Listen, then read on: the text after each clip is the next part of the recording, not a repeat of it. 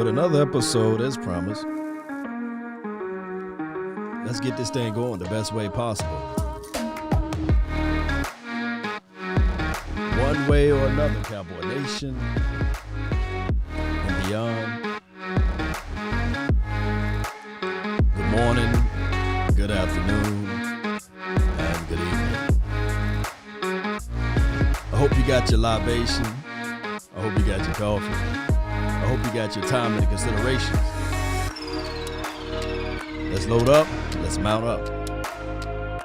Shout out to the SGs, the OGs, and the HBOs out there.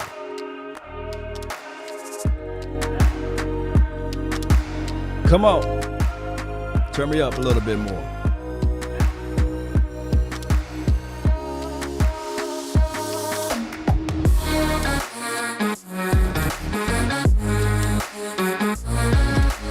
Shout out to the I Want to Be Right crew.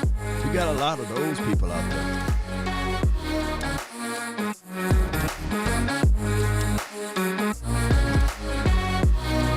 Shout out to the real ones.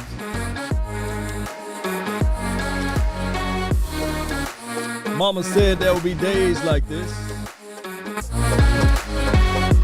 Shout out to Kwame Brown. Some of that mama's cooking. Huh?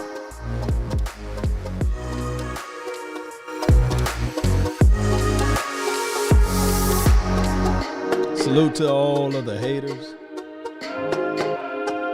We need you guys too.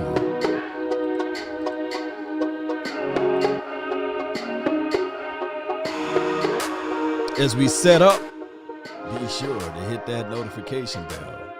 Subscribe to the Nation. It's the best way to do this thing. Let's go. Shout out to all of the pretenders. Let's go.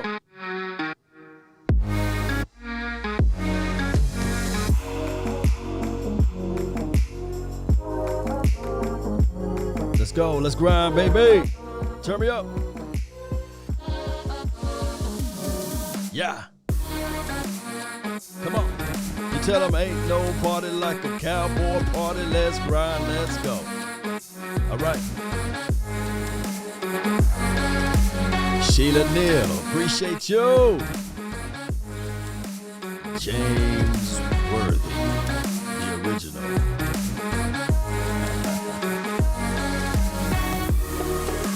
Yeah. Come on.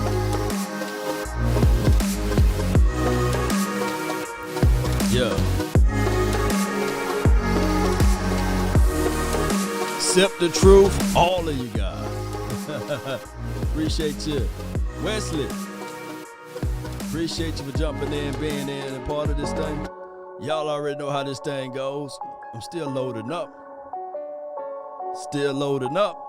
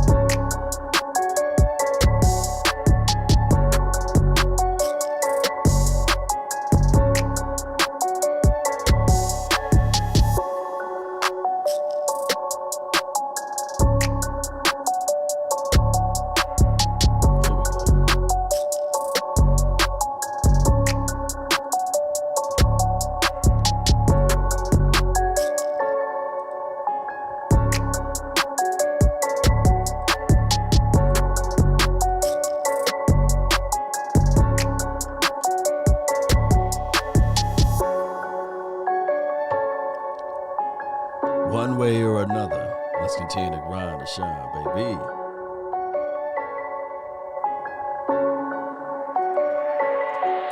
Yeah.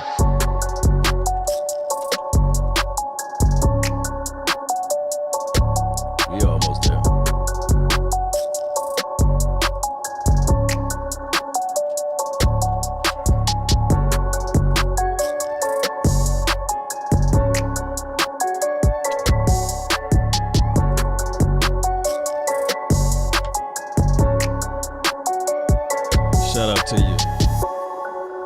Texas tycoon.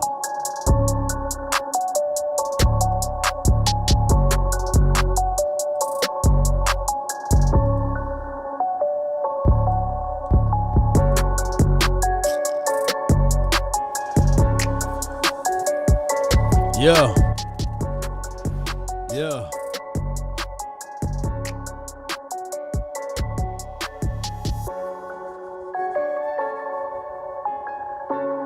Watch how that beat jump in for you. Watch this. 5, 4, 3, 2, yeah.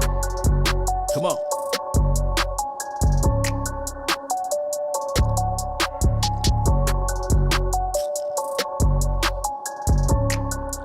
Just imagine you and your 88 Cutlass. And you just rolling through. And you just whipping that whip. You riding. You gliding. You saying ain't no party like a Law Nation party, because a Law Nation party just don't stop, Cowboy Nation. Shout out to everybody that's tuning in. My name is Law Nation, by the way, and we talk Cowboys, sports talk, and beyond. And what's on my mind will be this team. We got a lot of things going on. Of course, this is still an off season. And you should always do your due diligence. You should always go through everything with a fine-tooth comb. I got a lot of people looking at this thing saying, well, this is going to happen. That's going to happen. Well, just let it happen, right? 5, 4, 3, 2. Yeah, I had to put my power up there to put this up there. Cutlass Supreme, baby, yeah. Shout out to y'all, man. Let me see who was the first person over here, man. I really appreciate that. Shout out to you, KD. Asmodeus, you were the first one. Jay Versick, Sheila Neal.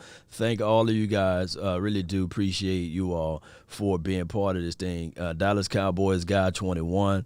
Oh, you got that freestyle? You going to freestyle a little bit? The link will be sent out today so you guys can jump in and give me a piece of your mind, the Q&A, the questioning and answering, and these sorts of things. I want people to do this. Sometimes you don't have to wait for the news to report.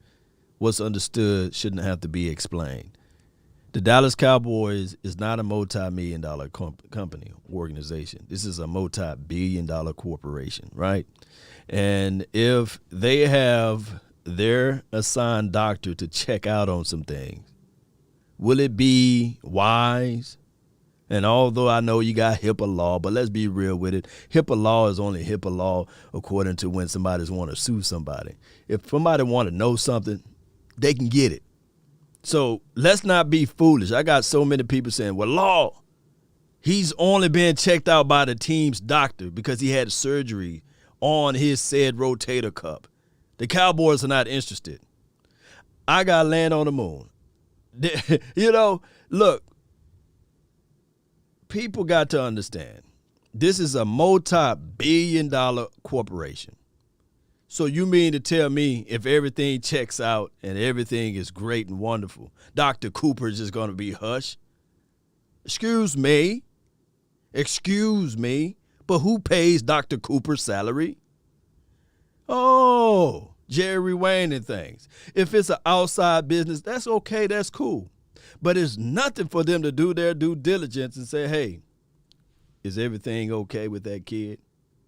You don't have to tell me on record. But off the record, is everything okay? And the doctor don't even have to say a word. He can just do like this. See, sometimes people are waiting for this and waiting for that. And I had people say, hey, man, you losing all credibility by posting that. Well, I come here to tell you guys that validation and credibility is only good for parking. I don't look to be validated by man. I don't look to be validated by people. My validation is already approved. When I was born, came out of the triple darkness of this world, So let's not look at it like, well, we're waiting for the news to be reported. You see, waiting for the news to be reported will have you with the mindset that, yes, Christopher Columbus discovered America. Yes, he was the first person over here, right? And when you do your more due diligence and you do your more research, you'll realize and you'll say to yourself, damn, they was wrong about Christopher Columbus, man. People was already here. You can't discover something. That something is already there. That's like somebody walking through the doors of this studio and said, I discovered Law Nation Studios. No, I'm already here. I'm already here. But don't fall into we got to wait for the media. We got to wait for this and that to happen. You know, it was quite strange. A couple of years ago, me and West Coast Cowboy, and as well as my dog, Big Game James, we was at the training camp, which we will be back at training camp this year, if Lord say the same. We seen a certain issue that happened and occurred. But see, the media like to report it one way. But see, I believe I come here to tell you guys the reason why y'all follow Law Nation, because y'all know it ain't going to be no bull sugar. You know, I can say that, mama. It ain't going to be no bull sugar. Y'all know y'all going to get the real stuff. And the way we reported, it was a real deal. And see, even the security guards, I ain't going to put out your name, said, hey, Law, come here, man. Let me tell you what happened. Let me tell you what really happened. Oh, and we can see with our eyes. You see, I like Kwame Brown. That's why I gave him a shout out. He said he's not a part of the go along, get along crew. There's a whole bunch of go along, get along crews out there. People that only listen and wait to hear what the media have to say, or wait to hear what somebody's controlling them to say. But Law Nation got no control, baby. Hey, there's no filter over here, baby. I'm going to give you guys the raw, real, and uncut. And ladies, y'all know y'all like the raw stuff. Y'all don't like the fake, phony stuff. Let me know if I'm lying. Y'all come here to get the real. Shout out to you, Asmodeus. Appreciate you. Straight up. Yeah. Nobody want ice in that drink. We want it straight, baby. Make it neat, though. Put it in a glass. Don't give me a plastic cup. I don't drink out of plastic. Yeah, appreciate you, B-No. B-No, you right on time with the remunizations, man, to help elevate the nation. Man, let me give you one of these. Even though you getting the Jags out there, Duval. B-No, appreciate you, though, man. Appreciate you. I love the love and adulations for the nation. Really do appreciate you for being part of this situation. Sheila Neal, appreciate you for being up and early in this morning. Charles E. Morris, appreciate you for jumping in. So I'm trying to give you guys the real. I'm real. But it's okay. I don't want everybody to agree with Law Nation. Those convinced against their will is of the same opinion still. I'm not out here to say, okay, do what I say and you'll do it in this way and you'll get these results. Your results are predicated upon you. Here's the craziest thing. And then this is Vincent. No, this was what Les Brown would say a lot, you know. Everyone, and my guy, not Zig Ziglar, but Earl Nightingale. Listen to him. Oh, my goodness. He got fantastic words. Earl Nightingale. Earl Nightingale says everyone is self-made, but only the successful ones will admit it. Write that down. It's important. Everyone is self-made, but only the successful ones will admit it. Like you'll see all the time, people say, I'm a self-made millionaire, right? But you don't hear the people that say, hey, man, I'm a self-made $10,000 now. I make $10,000 a year. You know, you don't hear the people that say, hey, man, I'm a self-made homeless person, right? But everyone is self-made, basically. You got to get out there, and life will throw you all type of curveballs, and you just got to stand up and sit up and work out and grind for yourself. Yeah, Aztec, what's good with you? Appreciate you for jumping in. Harris, appreciate you. Put a little salt and give him a little twist. Nah, drink it straight up, though. Drink it straight up. All right, so what I got here is, let me see if I can go to this topic here. We got a lot of video to uncover here. And let's go over this one first. This was a topic, interesting topic, by the way. Who are the most underrated Dallas Cowboys? And I think they're talking about current day. And this is from 105.3 The Fan. Best player on the Cowboys. Me? Who's your answer? And now, Jalen, I don't know that the answer would be you. I also don't know that you would be the most underrated. But who's the most I'm underrated curious Dallas Cowboy? what not only Eric Zero, which you fellas think, but what the bleeders think as well. 877-881-1053. And for me, the answer immediately was Amari Cooper.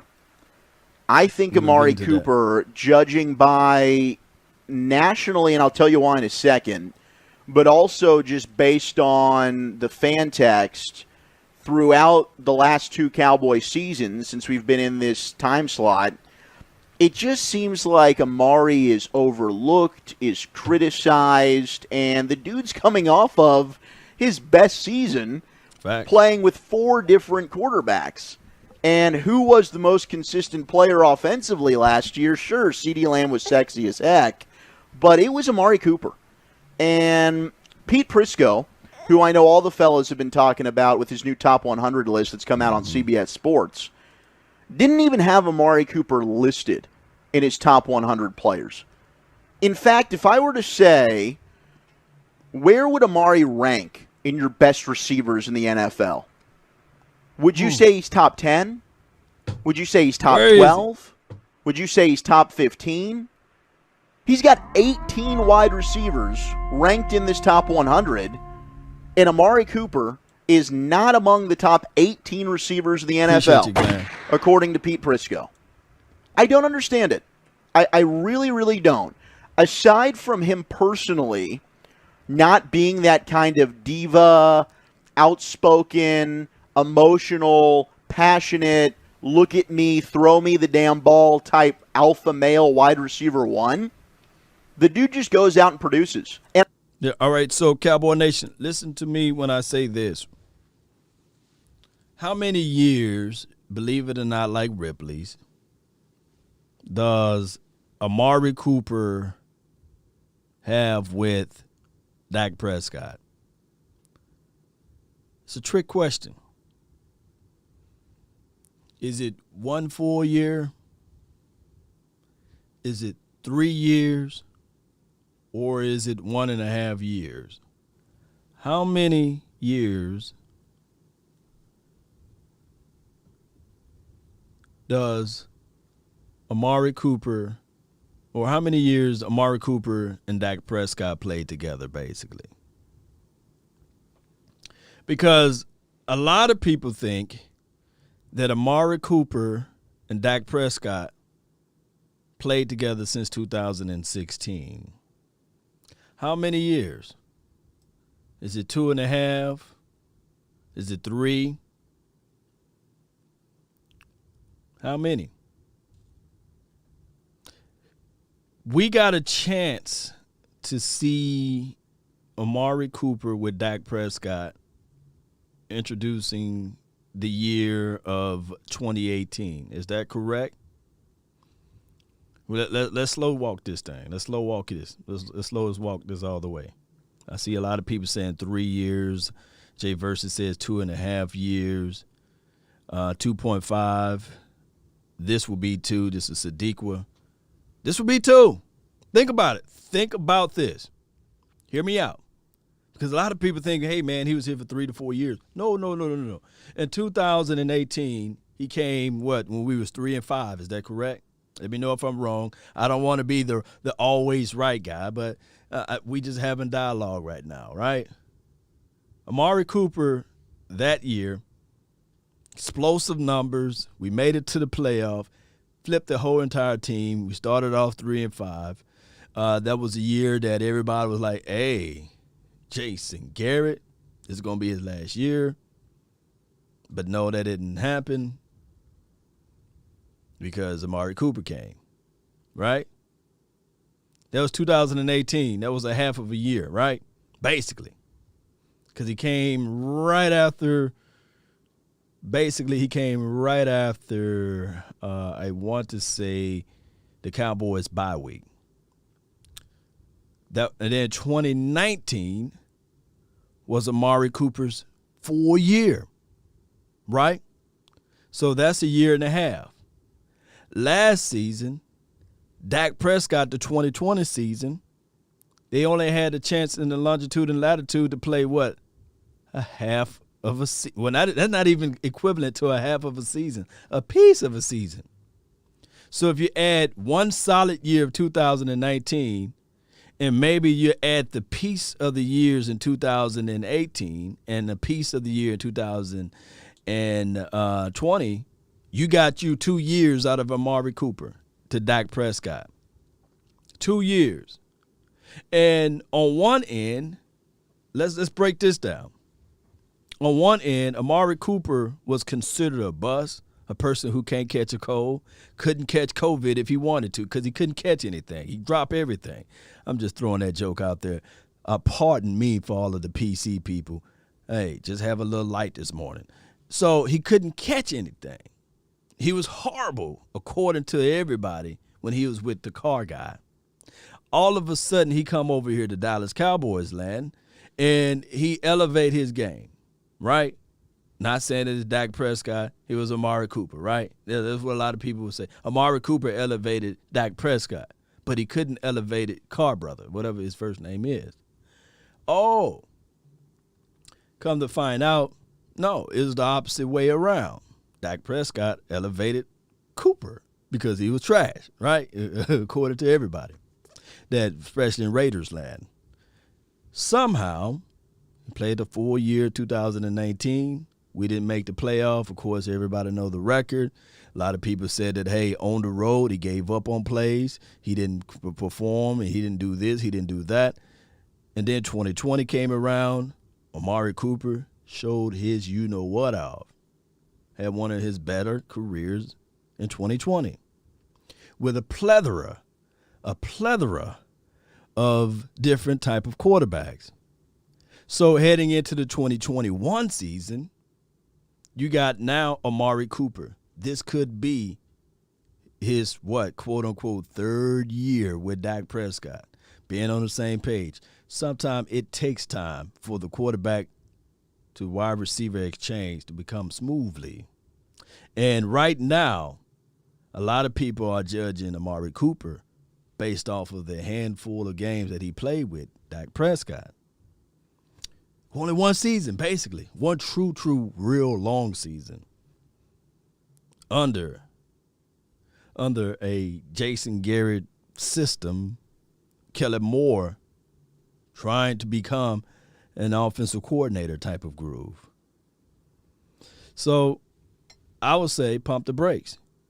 Give Amari Cooper to Dak Prescott time. But so many people are ready to usher him out and say, okay, look, you don't need him. You got CeeDee Lamb, you got Michael Gallup that's going to be one of the guys that's going to emerge. Well, can we just pump this right quick and say, okay, don't sleep on Amari Cooper. Don't sleep on Amari Cooper because based upon his statistics and numbers or what have you, I was arguing back in 2019, even when we didn't make it to the playoff, his numbers were very comparable to DeAndre Hopkins. But there's a story of a different day. Because I know people are going to only look at certain parts of the stats and they're going to pencil it in and say, nah, dog, he's not this guy. But all in actuality, Amari Cooper is right up there with the top. He's up there with the top dogs, regardless of how you look at it. If you look at his overall production and if you look at his average yards per play, a lot of that stuff put him right into that wheelhouse. And think about this. If last year he put in and produced those type of numbers, you can only imagine if Dak Prescott was able to stay healthy. No, it's Dak. This is Carlos Phillips. It's Dak. Dak elevates everyone. Yeah, I'm trying to get there, but, we got to have a little sarcasm, right? Right. You got to have a little shout out to you, Sadiqua. Now that you've had a chance with them. All right, so let me go back to this clip. I played my other clip. Let me go back to this one right here. Give me 1 second here. Appreciate you guys for sharing. And I get it. 2 years ago, there was the home and road split conversation. Well, he squashed that this past year. That wasn't an issue. Right. Amari, to me, is so underrated and underappreciated. The guy goes out, he takes care of his business. But I think oftentimes he's overlooked because he's just quiet. That's certainly part of it. I don't really know what it is either, because even amongst Cowboys fans, it's like, oh, let's trade Amari Cooper for Julio Jones, or oh, let's flip Amari Cooper and give Michael Gallup the big contract. It's like, dude, this doesn't make any sense. Do you realize how young he still is, how productive he still is? The dude is a guy who, all but 1 year in his career, has been over 1,000 yards, and that's including last year having over 1,000 yards with a bunch of DiNucci's and Gilberts and Daltons throwing him the football. Like, that doesn't make any sense. When you brought up the underrated stuff to me, that was the first name that also came to my mind, because that is, and I mean, outside of, I guess, like, obviously, like Dak, when Dak's healthy at that position, of course, but it's like Amari Cooper's probably the best player on your team. I mean, he really might be the best player on your team. Pete Prisco Cooper not having is a him. top 5 receiver. He is my favorite receiver. A humble assassin. Ooh, I love it, Todd. Appreciate you so much. Oh my goodness. Let me play that one again. Cooper is a top 5 receiver. He is my favorite receiver. A humble assassin. Oh, let me play that one more time while I sip my coffee. Cooper is a top 5 receiver. He is my favorite receiver. A humble assassin. Appreciate you, Todd, so much, man. You brought a big smile to my face when you put that out there. Really appreciate you for your love and adulations for that. And when we think about Amari Cooper, Dak Prescott, Ezekiel Elliott, Tony Pollard, Lamb, all of the offensive linemen, Tyron Smith, Zach Martin, La'el Collins. Yeah, all of those guys are important, but the most valuable guy is number 4. Number 4 is the most valuable guy on this team. And everything that we saw last season, if you are looking for validation, spoke volumes of that. In his top 100 is laughable. Not having him in the top 18 wide receivers, absolutely laughable. I will say it is just a tip of the cap to the amount of dominant receivers we do have in the league right now. Sure. Because there are so many great wide receivers, but Amari Cooper is in that conversation with the other great wide receivers. He's a true number 1 wideout, and I don't understand the fan base and the national sort of disrespect that Amari gets. The dude just shows up, you're right, and it doesn't matter who's throwing the football.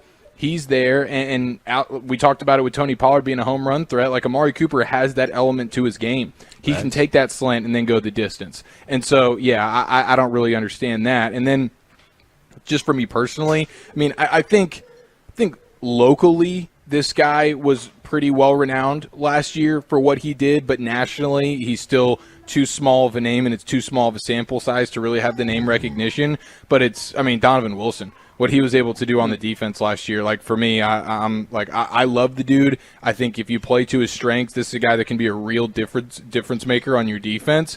And so, and he was my favorite player of the year last year. He was my favorite Dallas Cowboy. I love the guy. I don't understand for the life of me, even though it's just OTAs, how it's J-Ron Kearse, who's been here for 5 seconds, been in the NFL for 5 years, has sucked for all 5 of them, and he's running out as the starting strong safety over Donovan Wilson after what Donovan Wilson did for your defense last year. There's a thing about Donovan Wilson, but shout out to my dog, Amari Jay Cooper Percy. is a master tactician of route running Madden 21. Yeah, I mean, he's a route guru, Jay Percy. Let me play that again. Yeah. Amari Cooper is a master tactician of route running Madden 21. Yes, indeed. Appreciate you so much for your love and adulations, Jay Versi. Really appreciate you for that. Let's get back to what he was saying on the defensive side of the ball. I hope that Parson and as well as Neal can bring that level of tenacity, impact, the pursuit to the ball and ripping through players like Donovan Wilson did last season. The problem is with Donovan, I think that he is a quote-unquote freelancer. He is the quote-unquote playmaker on on a different scale. But hold on before I get into that. David.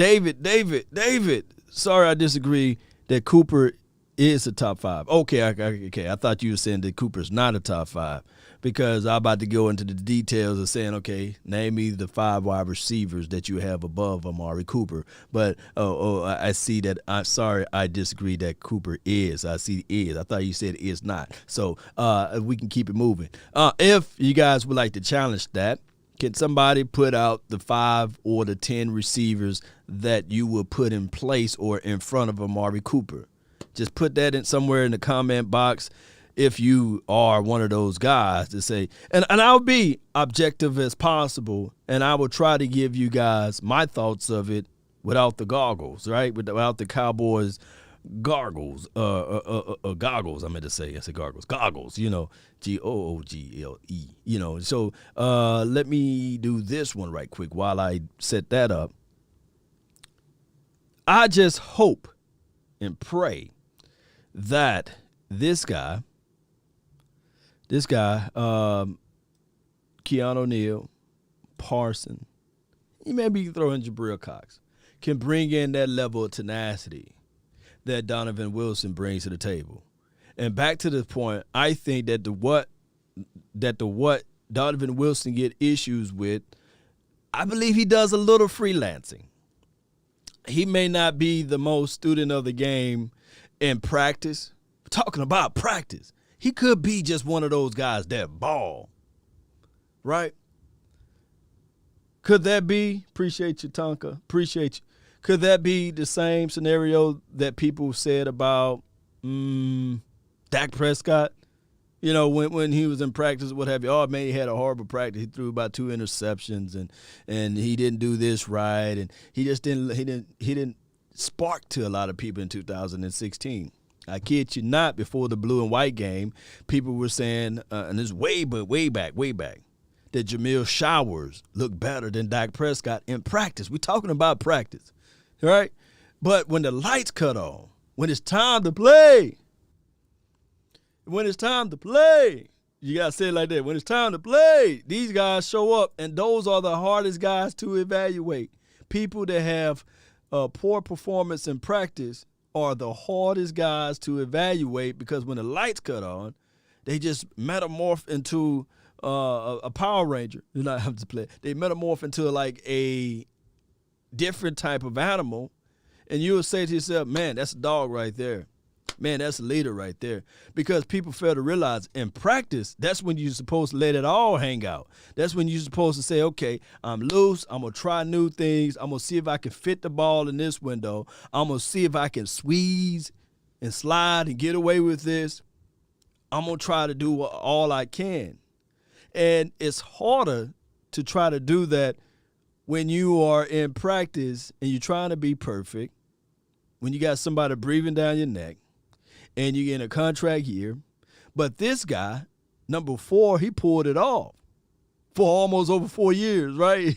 He pulled it off, like literally, because people micromanage every little step. Show of hands. Appreciate you, King. Thank you so much for jumping in.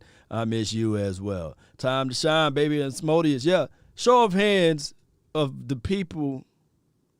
If whether you're a white-collar worker, blue-collar worker, whatever it may be, if you have somebody that's always over your shoulder, somebody that's always micromanaging every little thing that you do, let me know if you are one of those people that's in the comment box that they get on your nerve. Like, you going to put out the good work, but you got somebody right here just looking all the time like, hey, did you turn that report in? Where were you? You're 3 minutes late. Put your time in. Hey, you over there. Did you get that data sheet together? Don't y'all hate those type of supervisors, managers, bosses, whatever it may be? Or don't y'all be in this chat box and y'all be one of those people, right? Jay Worthy, he's showing his hands, right? Appreciate you. Rollin Reviews. Yeah, she's an educator, a school teacher. Appreciate the Cowboys fans since 1973. Yeah, Rollin. I love the show. Keep dropping this knowledge. All of your female subbies and channel members really appreciate it. Yes, appreciate you, Rollin. Yeah, like I believe in the hearts of hearts. Let me know if I'm wrong, Rollins. And I really appreciate you so much for your love and adulation for this nation. You teaching the class, and you're going to put on a good showing. You're going to make sure that all of your students are learning. And you're going to make sure, I guess, no child is left behind, right? You're going to make sure that everybody up to the level of knowledge that you can provide to them and the course syllabus and all of that and beyond, that they are on the right page. And you do your job wonderfully, right? You make sure that you're the first one there. You make sure that everything is organized and neat.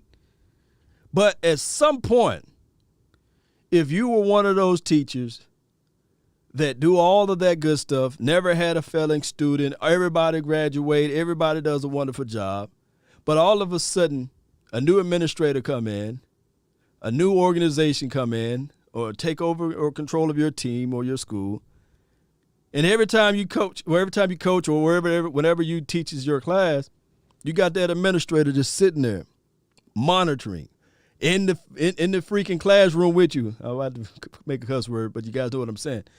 It will be horrible for you. It will be miserable for you. You'll say, hey, would you stand back a little bit? And I believe that is what's going on with Donovan Wilson. It's miserable for the guy. He shows up, show out every single game, but nobody trusts him. They always got that administrator, or they always got that hall monitor, whatever it may be, in his face. And he got to bring forth all of the stuff that he knows. Yeah. Appreciate you. Let me play the rest of this little clip right quick. Which is be almost the only player to show up consistently. Donovan Wilson's a name I really didn't even consider, but I like that one in terms of definitely a player that can maybe even break out this year. And we'll talk about that, as we move more into the offseason, getting closer to training camp here on your home of the Cowboys, 105.3 The Fan with the nosebleed seats. But, man, the Jaron Curse thing's interesting because Kyle Yeomans, who we have on weekly for the most part, was giving his OTA observations, and one of which was like, Curse did not impress me at all. And it's like, of course he didn't. Curse is he's a special teams player. I mean, this dude could barely see the field on the Detroit Lions, one of the worst teams in the league. Right? He's bouncing around from team to team. He should not be starting at the safety position for the Dallas Cowboys. That absolutely really, really grinds my gears. Zero, did you have a name you wanted to throw out there as the most underrated Cowboy, either by national media or just by the fan base? 877-881-1053. I would put Demarcus Lawrence's name into the conversation at the very least. I mean, just in terms of what he's able to, the pressures. I mean, he's not getting all the, he's not filling a stat sheet with a bunch of sacks every single game. But I mean, in terms of what he's able to, force pressure on the quarterback with the defensive line that struggled, I've got to put his name in that conversation.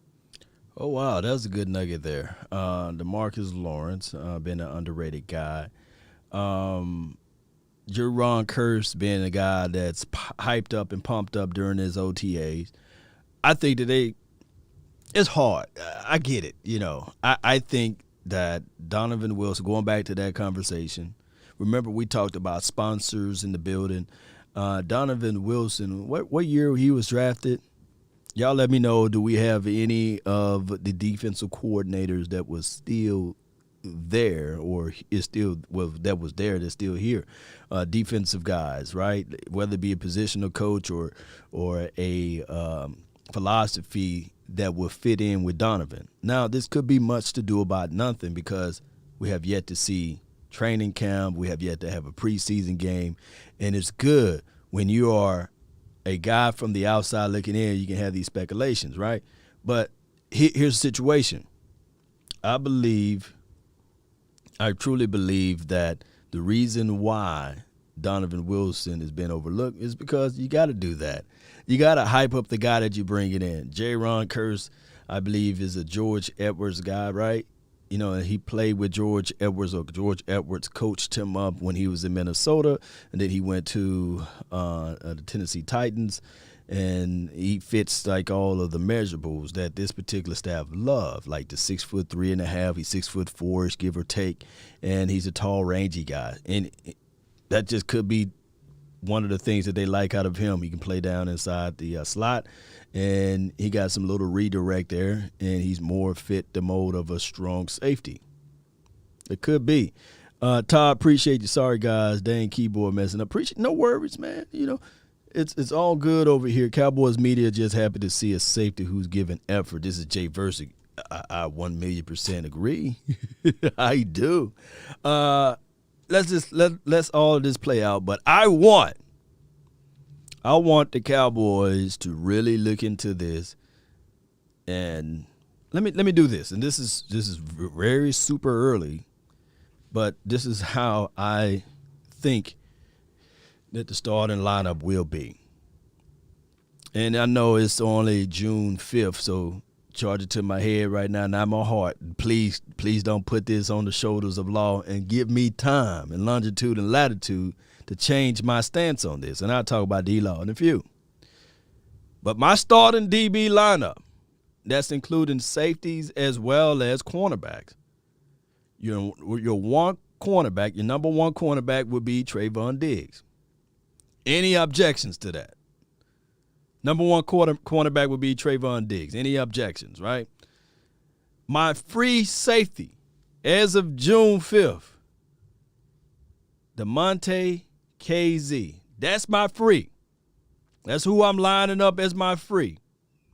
My SS that's on his chest, strong safety, is Donovan, I will hit you in your mouth, Wilson. You know, let me get... That's my strong.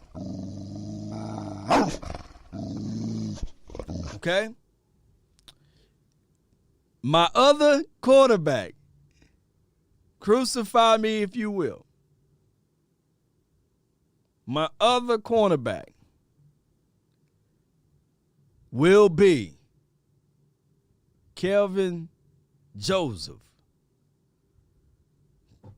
from Kentucky via LSU.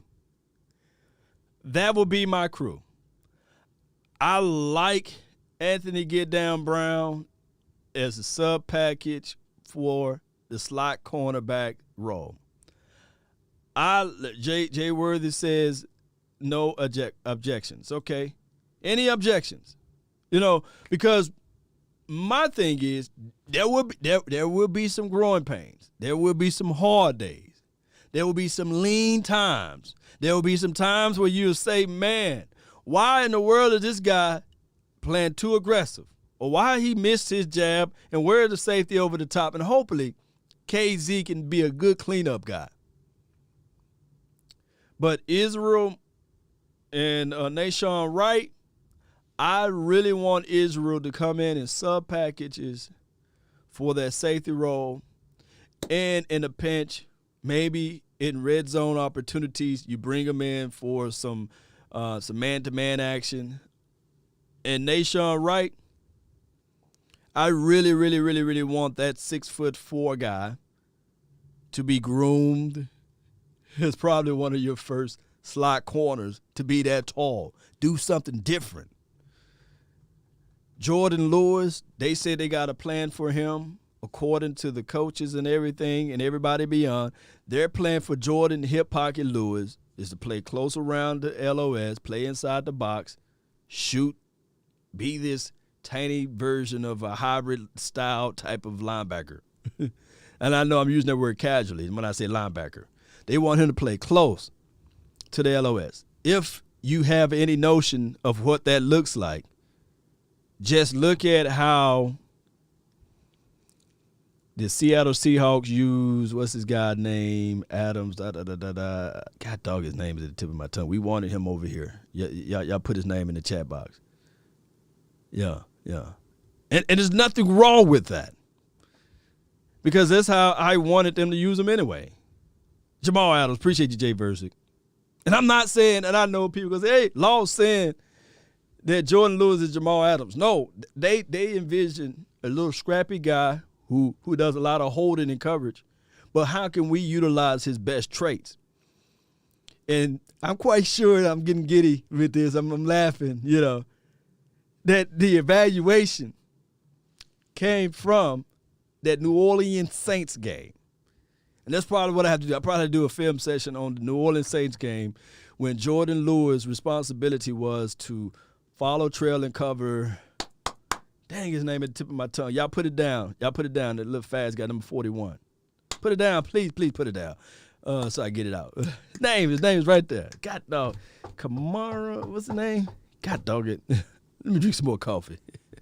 Alvin Kamara. Yeah. His evaluation came from that. I guarantee you that. Why? Who did the Atlanta Falcons play twice a year? The Saints, right? So he probably looking at like, dog, if I ever had a guy like Jordan Lewis, I'd utilize him in this fashion. Because teams are more and more getting two running back setups. They love to get the running back in the backfield to get the ball out and squirt, get upfield. Let's isolate all of that. Let me use my guy, Jordan Lewis, blitz off the edge to also cover the guy in the flat and in a pinch who's chippy enough and aggressive enough to follow the running back up the field. Can get a little grabby. Officials don't really call those on the running back as much as wide receivers because everything going to be within the confines of 5 yards, right? So he's probably looking at Jordan Lewis in that fashion, not as an outside corner, not as a corner that's going to play out in space, but going to play close to the LOS, blitz occasionally. And I know $16 million is a lot of money for that, but that's what they're going to do with that. Same thing what they're going to do with Keanu O'Neal. They got these packages and sub-packages that are going to be ready for that kid. And we play so much nickel anyway, so you really, truthfully, going to have, two linebackers out there with a rotational aspect of Parson may be the guy that's always out there on the field, and you'll have base setup, base formation, LVE, and Jalen. That's just how it goes. And then politics play a major role in that, but that's just how it goes. And when it's time for passing down, when they get to that third down, number 9, you're out. LVE going to have more playing time if he remains healthy. One thing you can't knock on LVE is his coverage ability when healthy. He can flip his hips, turn, and he's another 6'4" guy that's out there to covering space. And his substitute, far as depth purposes and these sorts of things, would be Jabril Cox. So, and eventually, if all goes to hell with LVE, quick substitution. Out with LVE and with Jabril Cox. And that could just much happen midway through this season. But those guys can cover, those guys can trail, and those guys can get ground up under them and follow the receivers or the tight ends down the field. That's all the recipe for this particular defense. What have to glue this all together is your front four. Going back to what the other guy said, one of the most underrated guys is, quote unquote, Demarcus Lawrence. Well, Demarcus Lawrence, let me point out his flaws. Demarcus Lawrence don't have much bend to his game. Demarcus Lawrence does not have the ability to scoop around like a Randy Gregory. And what teams do, Demarcus Lawrence is a hand technician. He is a guy that wins off of get off of his release. He got great hand disposition. He had knocked those hands out of the way, and he got a shoulder dip, not a shoulder bend. Those are two different type of techniques. His dip game is crazy. Teams know that. Demarcus Lawrence is good with recognizing containment and sealing off the edge. If you look back at the 2020 season, I know it's horrible, but look back at all of those big chunk plays, those plays that players ran forever and a day. None of them. Even if when you go back to that, God dog it, if you go back to that playoff game, the last playoff game we had against the Rams, they didn't run. None of those big plays came on D-Law's side. Can you imagine if we had 2 D-Laws, right? But none of those big plays came on D-Law's side. So he's good at stopping the run. He's good, believe it or not, one-on-ones. He's horrible when he's either being chipped or double teamed. He's just not that guy. And I'm not trying to sully or denigrate him. Some people are good against double teams. Some people are not. That's just not his cup of tea. The problem is when the teams face against the Dallas Cowboys, and we can pull up tape to show evidence on that. Y'all know I'm not afraid to pull out the tape. Is the guys from the interior never won their one-on-ones. Kerry Hyder couldn't beat his one-on-one. The other guy, he create pressure. I forgot his name. Is it Collins? He went to the Raiders land. Create pressure, but he never could beat his one-on-ones. He get the guy pushing back a little bit, create pressure, led the team, I believe, when he was here in pressure. Navell Gallimore and Tristan Hill, they were still learning last year. And team was looking at it like, we're not finna double team the interior. There's no threat. One-on-one. Until the Steelers got stubborn and they thought they could have one-on-one on Gallimore. And Gallimore picked the old boy up and moved to the side and say, okay, I'm going to get to the quarterback. He did it like 2 or 3 times. They said, hold on, let's flex this thing out. So what I'm saying is that if the Cowboys solidify that interior, and no shade or salt thrown at number 99, Antoine Woods. I always thought that Antoine Woods, when he was here, he would have been better with 16 at the most, or maybe 18 snaps. It's in an entire game. That's why when you saw Justin Hamilton get out there, he created some pressure. We were sitting like, man, we need a rotational situation. And that would have been our issue. So hopefully the Brent Urban, hopefully Big Bo, hopefully Osa, hopefully if, they're going to put Ghost in everywhere, Chauncey. So hopefully those guys can solidify the interior, and Chauncey more of an edge guy and kind of like a Demarcus Lawrence clone a little bit. But that's a story of a different day. But you guys get what I'm saying, though, Cowboy Nation. Let me know if what about that Beckham reverse? This is Andre Creek. I'm glad you mentioned. Guess who was in on that play? Was it Demarcus Lawrence? That reverse out and had containment. And Odell said, shit, and he missed the tackle, got around to the edge. I got great recall on this because I was looking at number 48. He had an opportunity, and he said, man, I just want to smell your cologne. Odell. I call Odell Della, so he might have said, I want to just smell your perfume. Number 25 said, you know what? I don't want no dealings with that. Hey, as in the Bible say, if I turn back, I'll turn into a pillar of salt, so I'm going to just keep running to where I was going. And the Jalen, he was trying his best. Jalen was like, on that play, if you was looking, you know what I'm saying? Jalen was on the play like, oh, Lord. Like, what's going on with him, man? Jalen was just limping trying to catch Odella. Odella was gone. Jalen was trying. Go back and watch that highlight clip. You'll see all of the series of the play that I broke down happened just in that moment. Shout out to Jalen. He was at least trying. He was gimpering because he know that if he would have got to him, he would have been able to do his celebratory swipe, but he couldn't get to him. That Odella was just gone. She gone, dog. Oh, my goodness. Appreciate you, Cedric. Thank you for sharing. Joe Thomas blocked himself. Jalen was walking. Yeah, but he was walking like – go back and watch that highlight clip, Terrence. But Alden Smith had to tackle. It would have been a big tackle for loss. and everybody know when you're reaching, how you going to tackle reaching? He was reaching. When you reach, I teach. All right, that's enough of me talking about that one. I had too much fun talking about that one, by the way.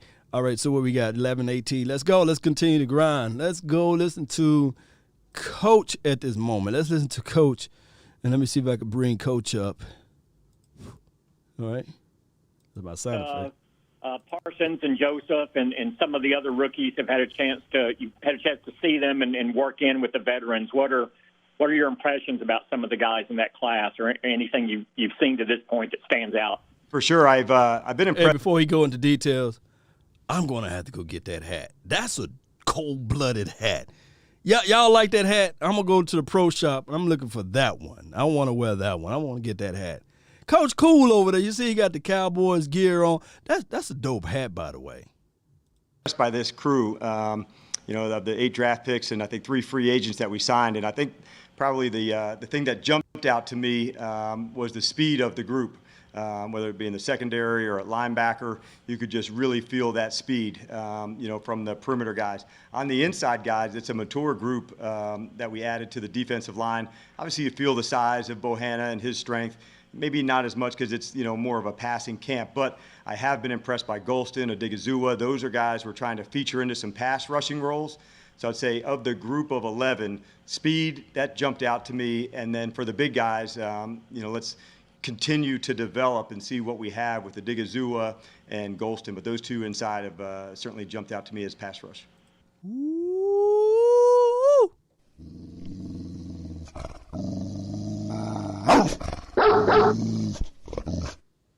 Hey, speed, power inside, getting upfield as pass rushing from the middle. Let's go, Cowboy Nation. With Micah, how do you balance wanting to tap into his versatility to be a linebacker and an edge rusher, along with whatever else role, and not overloading him conceptually as he gets acclimated to the NFL and the playbook? Yeah, it's a great question. I think, one, it starts with communication and, making sure that we don't, put our toe into that water where it's too much. So I think going through the installs, making sure there's a clear vision of not only, what to do, but how to play it. And I think for all players, it's fairly easy to get to this is what I do, but then how to play the techniques, that's where it all comes to life. So we're trying to put onto Micah and to the other players and find out what they do best. And once we know that, we can continue to give them those kind of calls over and over again. The good news for him is the pass rushing part for him, he's really picked up where he left off. He really has good speed off the edge. So that part of the game is intact. Now we're working a lot of behind the ball things, man-to-man, playing zone, blitzing from off the ball, those kind of things that we can feature him in the things that he does best. But not just limited to him, but for the other guys too. I'm really trying to stay present with those 11 players and make sure I can really learn what they do best. And the only way you do that is by getting in practice and seeing them do things, make mistakes, going full speed. And then once it happens, you can almost hear the click of somebody in their speed and their playmaking. So I'm always making notes to say, okay, this would be a good call for him. This would be where we can feature this player. So it's been a fun process for me. So Do y'all hear this? Do y'all hear this? Do y'all hear this? Tell me this in the chat. Do you guys know if Dan Quinn had the ability, not talking about Seattle, but in Atlanta, had the ability to just hang out with the 11 guys on defense, the starters, understanding the small things that they do best? Did he have the ability to really not micro in a situation whereas, you have that ball standing over your shoulder, but allowing these guys to see what they do best and to work out with them individually? Just type in yes or no for all of the people that said, oh, he's a horrible coach in Atlanta, he did this and did that. So did he have that longitude and latitude in Atlanta to spend time, quality QT, with his players like he have now? Just type in yes or no. That's all I want to know. Yeah. See? Woo! Y'all get me ready for this morning. I'm ready to line them up, lace them up, baby. Yeah, Jay Versus says nope. Jalen McGrill says nope. Yeah, appreciate you. Law, our coach is facts. Yes. Akeem, yes. Yes. Anthony, nope. Sadiqua, nope. Asmodi, nope. This is valuable information, Cowboy Nation. To see what Michael Parsons can do well, to evaluate that, and to say, okay, we're going to exercise this now. That speaks volumes. And that's right, Jay Worthy. Law, you coached to the players' strength. That's a coach. That's what I'm talking about. Yeah. No, coming from Atlanta Falcons fan. Yeah. See, that's what I'm talking about, Jew. That's what I'm talking about, Jew.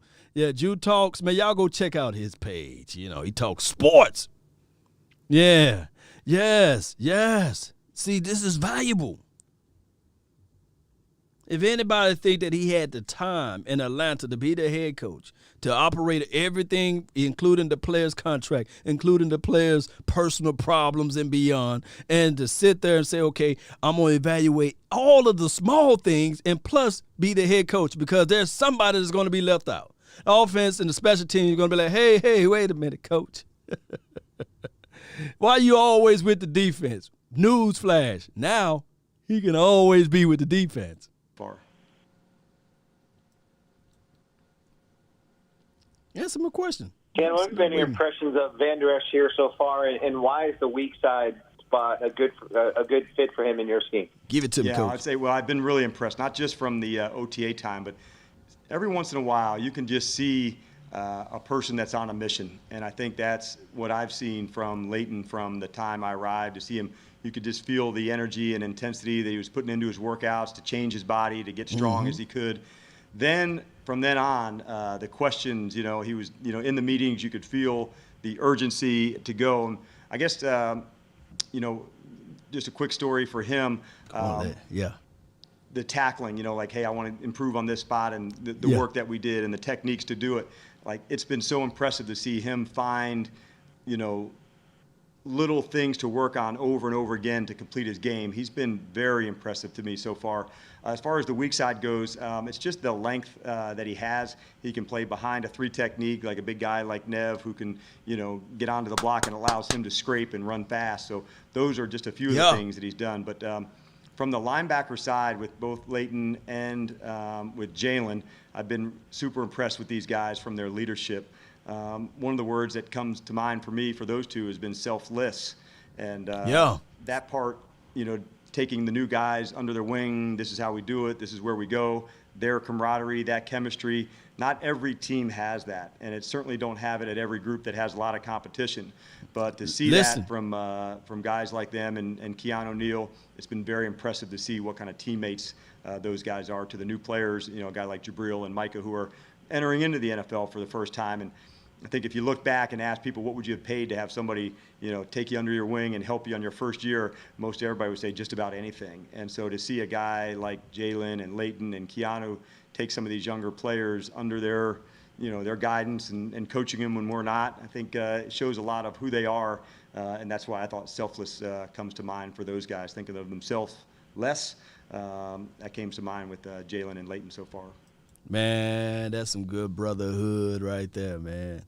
Oh, my goodness, that's some good brotherhood, knowing that they could be selfish, but they selfless. Oh, I love it. And that's a good movie, too. It's a good movie called Selfless. But it's a story of a different day. I love what Coach is saying.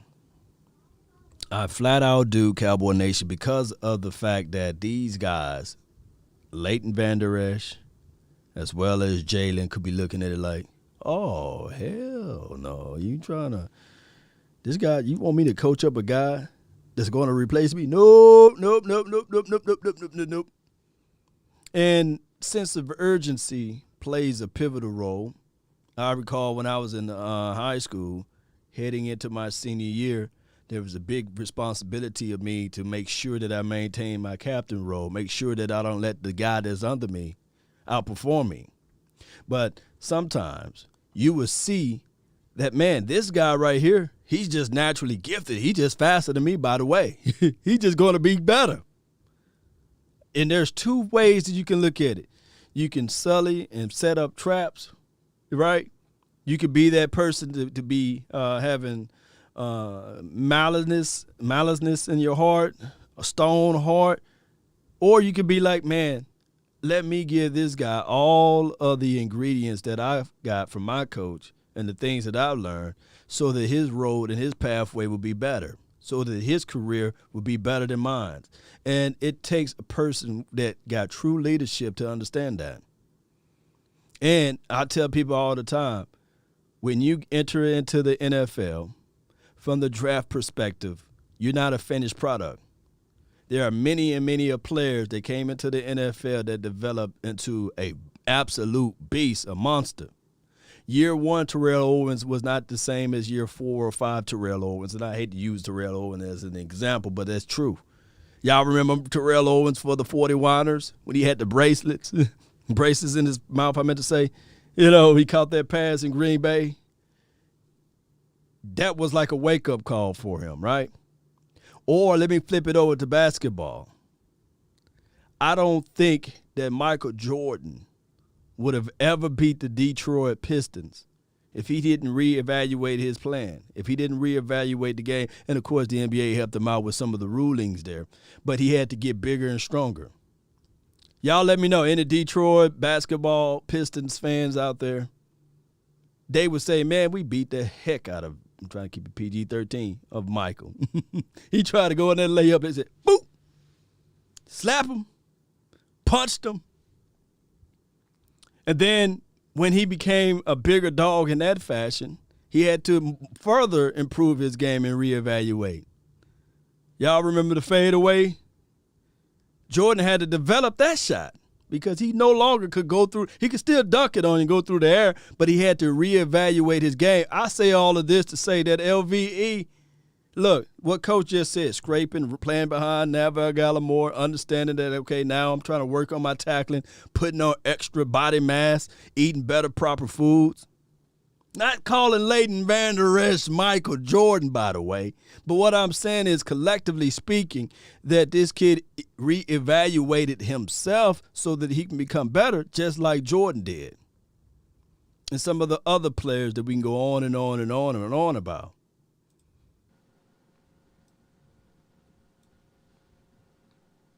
Ask him a question. Was his length? Yeah. They be sitting there, I'm hitting play, I'm saying, hey, what's wrong with it? They sitting there, ask him a question now, get it out. You're talking about kind of on display with that interception, the ground that he was able to cover to make that interception? It was, and yeah, and I'm glad that you guys brought that play up because I thought it did illustrate that because when you're in a trailing position and you're chasing somebody. I got you, Sean. This is Sparta! For my dog Sean over there. So to have the ability to close and then reach across the ball to go make a play, you know, if you don't have great length, you don't get to do that play. So on the edges of the field and on the perimeter and on the sideline, those are really a lot of times when these length moments show up. And I think that was an excellent example of why Leighton, not only does he have speed to cover ground, but he also has the length to go make the play. What a big difference between knocking the ball down and coming up with the interception there. And so having the ability to make the impact play in the moment, that's a big deal. And I've been impressed by one of the things that Mike does at practice is the emphasis on the ball drills and catching. And so he talks it, but then he lives it. You know, you see the guys post-practice, pre-practice, and the ball drills. So as a defensive coach, you can imagine how happy that made me when I saw all the time and attention devoted to getting the ball. And it's plays like that it really showed up. And what are your impressions of Randy Gregory now that you've had a chance to work with him here a little bit? And what do you envision him being able to do for you defensively in this season? For sure. I tell you, I was so impressed by him. I've had my eye on Randy for a long time. In fact, I went out to Lincoln, during the draft process and had a chance to work him out at school, and we bonded that time to go. And I thought, man, I just so badly wanted to coach him because I saw all the traits, all the speed, and he's got this unique ability to go full speed, and he can bend on the edge. He's got such flexibility. Ooh, that bend. I need my dog Big Game James to say that bend. But his edge, man, that shoulder blade can cut grass. You don't need a riding lawnmower when you have Randy Gregory. You say, boy, get out there and cut that grass. And he just get out there. Ability to bend. So when I had the chance to get here, he was one of the first people I wanted to get into contact with, and we hit it off immediately because we had a relationship from, when I went out to Nebraska to see him. During that time, what I've seen from him is really, the physicality. Like, he just looks so much different. He's bigger, he's faster, he's stronger than he's ever been, and that really translated onto the field. And so I'm very much looking forward to seeing he and D-Law and what if Dan Quinn always wanted to come with, here? The emergence of a Gallimore, who brought a Digazua in, Golston, others that can rotate and rush inside. Basham has been another addition for that. But to get back to it, I've been super impressed by Randy. His mindset, his attitude, his willingness to go for it. He wants it straight up. Hey, this is how we got to do it. It's been super impressive this season. There's my dog right there. How do you draw that balance when you put a staff together, whether as a head coach or coordinator, bringing in guys that you're familiar with and retaining guys who you don't know as well? Well, I think overall there's probably, 11, maybe 6 veterans, so probably 17 new players defensively, something along those lines, and 3 new coaches, so I was one of the new coaches coming in along with Adden Durday and Joe Witt, and so joining forces with Al and Oh, so that's how you say his name, Durday. That's the guy that's from over the pond, Durday, and Jay Witt. Okay. George and the guys. So Durday. there was a lot of newness here, but on the coaching side, where Adden and Joe can fill in some of the blanks, hey, this, behind the scenes, this is what Dan's thinking here, this is important, they can help that. Well, that's no different on the player side when there's some people that have some familiarity with the system, have some familiarity, that might be a KZ or a Neal, or quite honestly, other players that may have played on other teams that I've had the chance to coach with. So having that bond and the connection, it helps a lot because it's not just one message. The best teams that I've been a part of, it's collectively standards and effort and responsibilities and roles. And now we have a real appreciation of what certain guys can do. And that's what happens on the practice field. You're seeing plays being made by a guy like Leighton to know, hey, that's one of the things that he does really well. You saw it with Neal the other day, his ability to break on the ball. Yeah. I saw that also with Jalen Smith. I've seen Basham come off the edge, Randy Gregory come off the edge, Gallimore. So now that you're seeing some guys' roles start to emerge and develop, that's where some of the respect comes in because you're seeing somebody really work at one thing that they can do better than anyone. I think, we're all kind of following the NBA right now, but for the catch and shoot player who can, nail a 3 in today's NBA, that's a really big deal, and they're excellent at it. Well, there's some players on defense have some specific roles. Get 'em, coach. I've got to be able to climb on the edge and go for it like a Bradley and I, and inside a Quentin Bohanna to say, hey, this has to go down in the run game, or a Brent Urban who's got such great, length and size to get guys locked out. So all of the little roles that you're starting to see, it's not just with the rookies. I'm doing that with the veterans as well. And coach, man. they're really putting in work. I've been very impressed by the group up to date. We've got a long way to go. Trust me, I'm by no means saying we have done much, but we're 6 practices in. But in those 6 practices, some standards, some things that we want to get done, some identity things as a defense, that part's coming together. I wish I need some praise music, man. He said identity. We've been looking for identity with this team for a minute. Oh, my goodness. And he probably did more than 6 practices than what we did all of last year and beyond. My thing is, identifying the fact that Bradley and I can claim the edge and you're not going to try to put him at doing something that he's not accustomed to do. That speaks volumes. Also, Basham. And I know a lot of people going to give me hate mail for this and say, well, Law, you got the Cowboys vision goggles on and you got blah, blah, blah. But screw you. Let's be positive with this because I'm looking at it like this, Cowboy Nation. We finally got a situation where you got somebody that I can identify with your skill set, put you in position to win, and that's Randy Gregory. You're not going to fool around and play with your food and say, okay, Randy, we know you got the skill set to play both sides, but although you're weak on this side, but let's put you on the weak side of the LOS and blitz you off there because the opposition won't see it. No, you better at the right side. You going to blitz off of that side. Well, technically, yeah, you better on that side. We going to blitz off of that. Basham, you better in doing it in this fashion. We're not going to drop you in coverage. We're not going to put you inside as the 1 or a 3 because you are an edge guy. So that's what you're going to do. Common sense football can take you a long way. And like Lance Bell says, competition across the board goes a long way as well. Oh, yeah. And like I said, we got a long way to go, but I'm very encouraged by what I've seen. Yeah. We didn't see Kelvin Joseph on the practice field yesterday. Where is he at right now? Yeah, I think we held Kelv out today, but I'm sure Mike can address those ones on the misses. But yeah, Kelvin's off to a good start with us. And, good answer. All looks good. Good answer. he only played 15 games in college. Leave him Does alone, that huh? lack of experience leading up to the NFL carry some relevance as he, competes to factor in potentially into the starting lineup against, there's a competition forming there with a veteran in Anthony Brown. Sure. How does that landscape look like?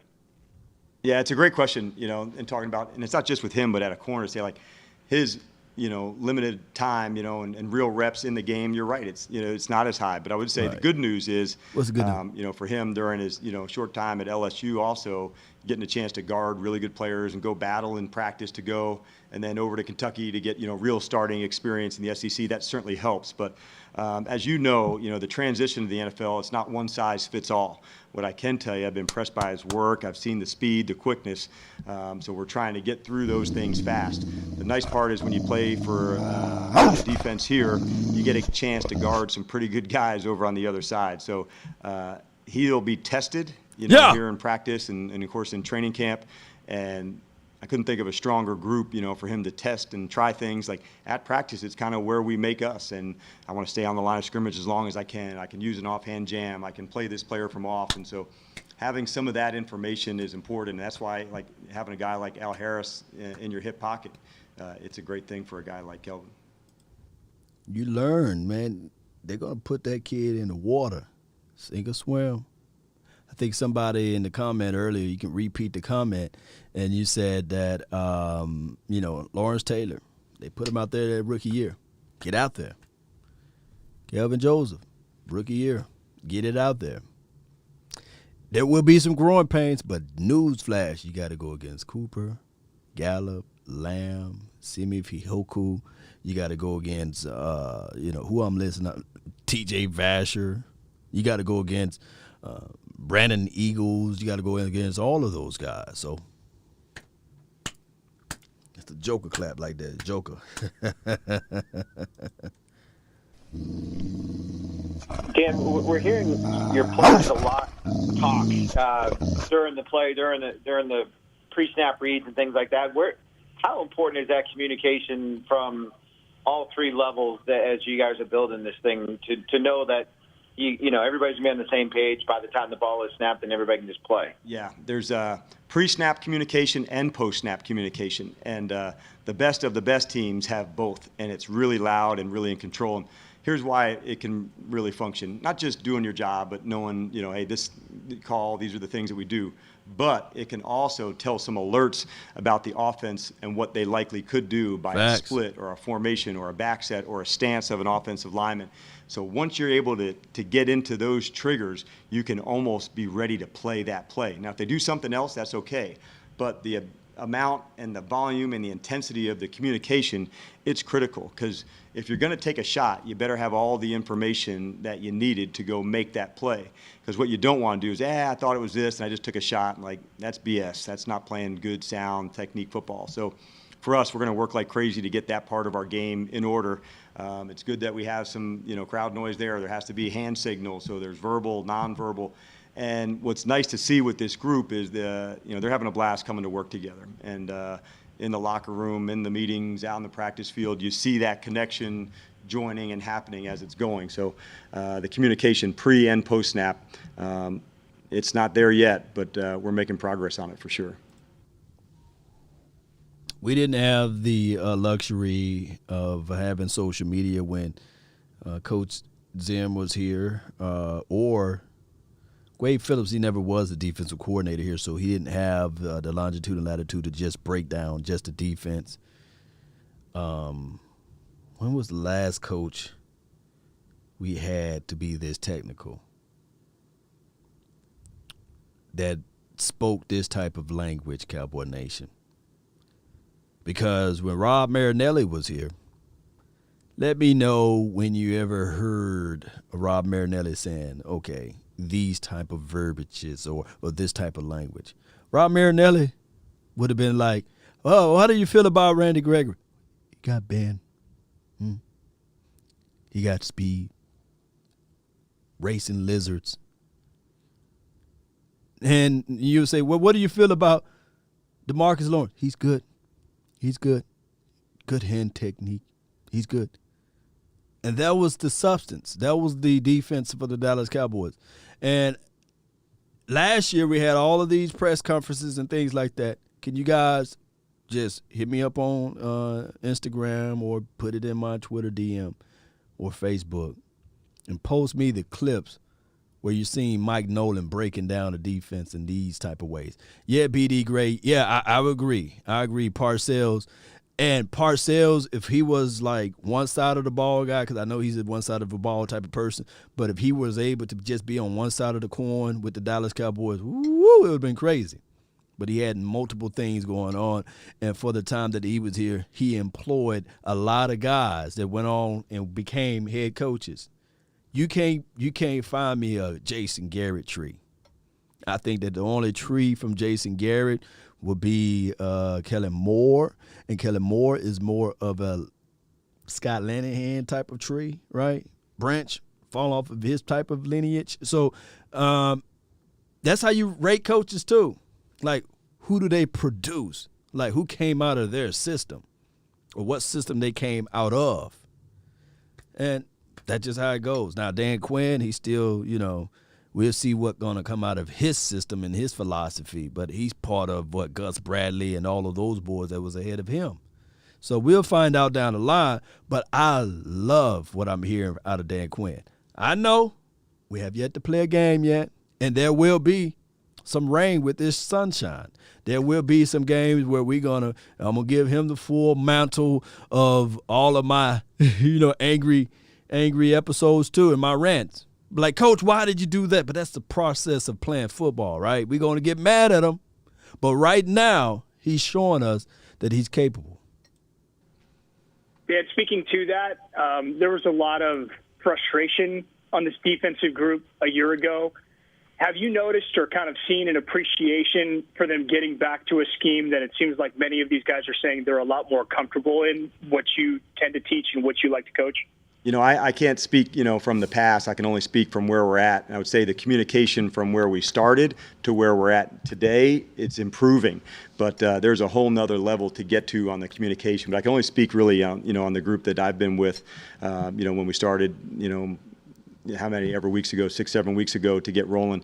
But it has been increasing. I'm hopeful there's another lap to go because, as we said, kind of the best of the best, man, it has to be there all the time, bringing it and talking pre and post. But as far as, from last year, I just really tried to stay present with the guys and just say, let me learn them in my own space and get going on them from this spot. Just because I wasn't here.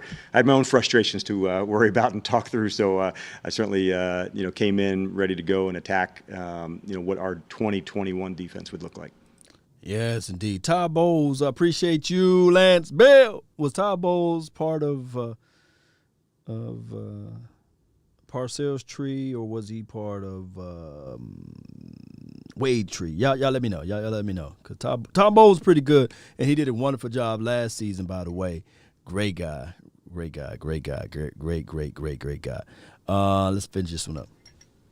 Dan, yesterday Mike McCarthy was talking about Ben McAdoo helping not only Kelvin but you as well. How do you see that going down with Ben being around as a consultant this year? Well, if I can have just some of the impact that Mike's had on me so far, it would be super valuable for me. So having, a guy like Mike who can talk about what the offense is thinking on a certain play or a certain concept, it allows me to look at something from a different perspective. And I've really appreciated that from him, whether it's in meetings or after practice, hey, have you thought about this? And the quarterback's looking this way. We do some drills at practice that I haven't done before.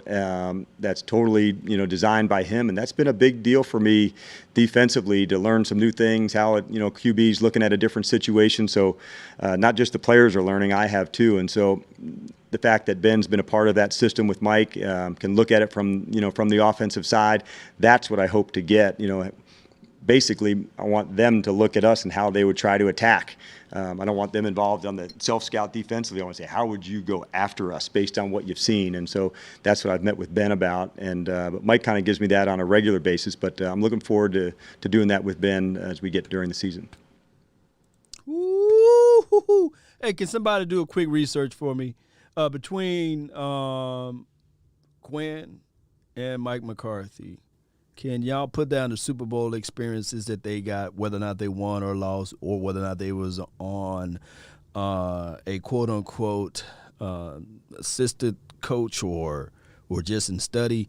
Can somebody put that down? Please help me out with that research so that I can have that as knowledge so that I can understand from a perspective, because perspective, like Jeremy says, is a very key part here. And what I'm learning here is that, okay, you failed as a head coach, I failed as a head coach. Now you the head coach, I'm a head defensive coordinator. How can we look at this thing differently? And how can we combine our knowledge, our wisdom, our understanding of the game and push this out so that we can be the best versions of ourselves? I think that was the end of that one, of this interview. Let me see. All right. I know it came to the attention yesterday. One more thing before I forgot. I think Basham asked, a question, so I wanted to maybe set the record straight. My wife thinks I'm in great shape, and yes, that is the way that I coach. So you guys have a good weekend. What did Basham have to say? Y'all inform me on that one. Basham, what said the coach not in shape or he is in shape? I don't know. I don't have to watch the Basham interview. All right, so we got the Bones Fossil, and I'm going to let you guys be the judge of this one. Y'all want to do the Bone Fossil or the Kellen Moore interview? I got these two right here, and I'm going to let you guys pick. All right, we got some people with some great information. BD Gray says 4 Super Bowls between them. Quinn went to 3, and 2 as a defensive coordinator, 1 as a head coach. Shout out to you, Uncle Charles. Appreciate you, man. Appreciate you. That is some good information. 4 Super Bowls. So with all of this ingredients, with all of this information, they putting this stuff together. Work this out. Work this out. Yeah, everybody want to do Kellen Moore. Let's go. Probably the first of several Dak questions you'll get, but your guys come off a major injury too. Did you have expectations on what he would be able to do through this stage of the offseason? And if so, is he even maybe a little bit ahead of what you envisioned he might be able to do at this point? Yeah, I mean, I never really got into the expectation aspect of it. Obviously, a lot of us, we've all been through injuries like that, and, guys are on different timelines. And so, Dak's been working his tail off. He's done a great job. He's certainly done a lot out there during OTAs, and so we're in a really good place with him. I think he feels really good. Obviously, the process is what it is. It takes time, and you trust, Jim and Britt and Dak and those guys going through it together to, decide what he does and doesn't do, throughout this whole offseason. Kellen, how mindful are you of where he is in his recovery when you're putting together practice plans for when he'll be out there? Are you thinking about, okay, he can do this, he can't do that? Pull back on that. Really, we're playing ball now.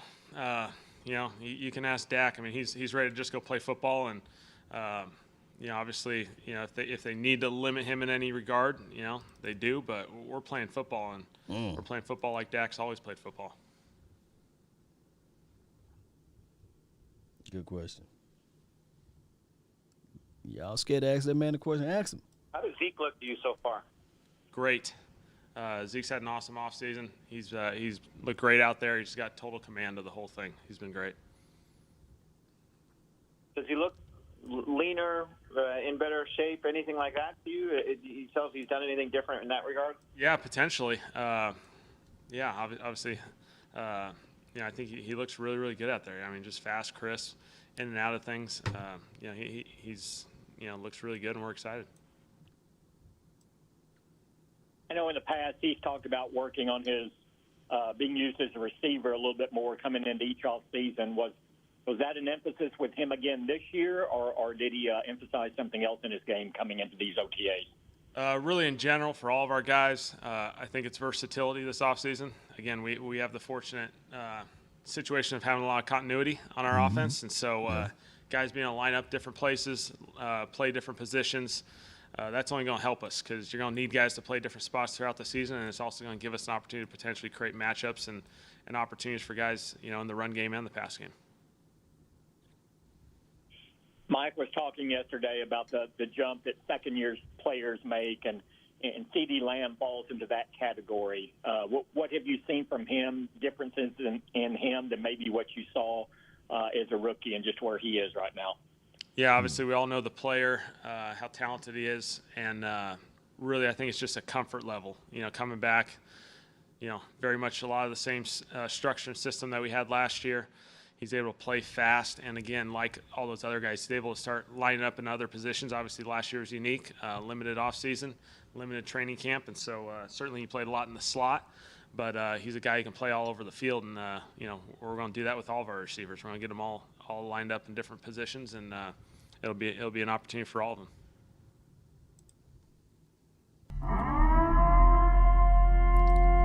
Appreciate you all. Dallas, Dickey, appreciate you. 6 Super Bowl appearances when you include Mike McCarthy, Quinn, and Fossil. That's good stuff, man. If that's accurate information, man, I'm going to run to the bank with that, because that special number, 6 Super Bowl between those 3, could equate to 6 Super Bowls the Cowboys going to get, baby.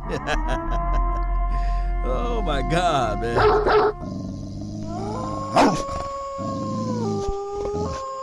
OMG. All right, so what we like to do, man, they answering these questionings and answering and all of this stuff over there for Kellen Moore slowly. Nevertheless, I got the link that's in the description box. If you guys want to be part of the show, click that link. It says to join the show for Q&A. It's pinned at the top of my YouTube page. You click that link. You just have to have good Wi-Fi or internet wherever you may be, and you can be a part of the show. And I would love to have your thoughts, your opinions, and even if you agree with me, no worries. Post your thoughts, and you got about 3 minutes to voice your opinion, and we can go back and forth that way. That's just my way of allowing you guys to be a part of the show. So the link is in the description box, and just click on that link there to be a part of the nation. But in the meantime, in the between time, let's listen to the rest of this Kellen Moore. You've obviously not seen them together yet in any kind of live action, but just seeing Tyron, LC, and Zach at a practice bring a little smile to your face after last year? Yeah, no doubt. Obviously, those guys are a big part of this team. They've been that way for a long time. They're really talented players, and obviously, they look like they're in really special shape right now, ready to go play some football. So we're all really excited. As you look back at last year and all the different combinations that you had to play up front, how different now? Maybe you can tell us a little bit more than you could tell us during the season. But how difficult was it to put things together, not knowing who would be where 1 week to the next for a good spell of the season? Yeah, obviously there's a game plan element of it. That's certainly a challenge. I think for the players, it's hard. Those guys, there's a lot of communication that offensive line has to do together, and then within the rest of the team with the tight ends, with the running backs, and protection in the run game. And all that language and all that communication, when you got guys going in and out and they're not as familiar with each other, they haven't played as much games together, it's a challenge for everyone. You understand the value, obviously, of a healthy Tyron Smith, having been around him as long as you have. His last 16-game season, you started a couple games that year. I was just curious, how would you put into words, I guess, what Tyron means when healthy to this offense? Yeah, obviously he's been one of the best for a long, long time at the left tackle position. He does a tremendous job. He's a silent leader. He doesn't say a whole lot, but when he's out there, there's a presence like no other. And he's obviously been a big part of this team for a long time. And when he's out there, a lot of times good things happen. And we're excited to have him back. No doubt, man. All right, so we got somebody already here. Really appreciate you for jumping in and being part of this particular episode. What's good, lady? How you doing, Law? Doing great. I can't complain. At all. What you got on your mind, your heart, soul, and sinew, and all of that? Okay. First of all, I have missed the shows that you've been having sort of late at night. I have missed, have to go to bed early to deal with them high school students. You know that, but I always go back and watch your videos, okay? So, all right, class is in session. Now, I've already told you what I teach. So, what is a catalyst? All right. A catalyst is a substance you add, all right, to a chemical reaction. And what does the catalyst do? It kickstarts the chemical reaction. It gets things going. All right. Now, I like everything you said about Donovan Wilson. He's a catalyst. Let that man play. Don't put, I don't know if you saw it in the comment section. Take the shackles off. For one issue we've had in Dallas, we want to change people into something else. Have them, if you don't put them where they're going to be successful with their strengths, that's why we have people that go to other teams and succeed. Thanks. So I'm loving what, Dan, with the plan is doing, and he's very hands-on. Now, the course I teach is a hands-on course. I teach you the subject matter, the honors biotechnology. Then we go to the lab and conduct the experiments. All right? So I love it, everything that Dan the man is doing. This is how it should have been done years ago.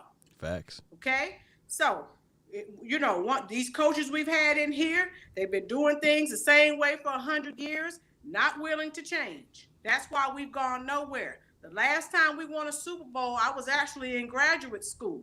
I'll never forget it. I had my Troy Aikman jersey. Me and some college friends went to a bar, and we were there celebrating as we won that Super Bowl.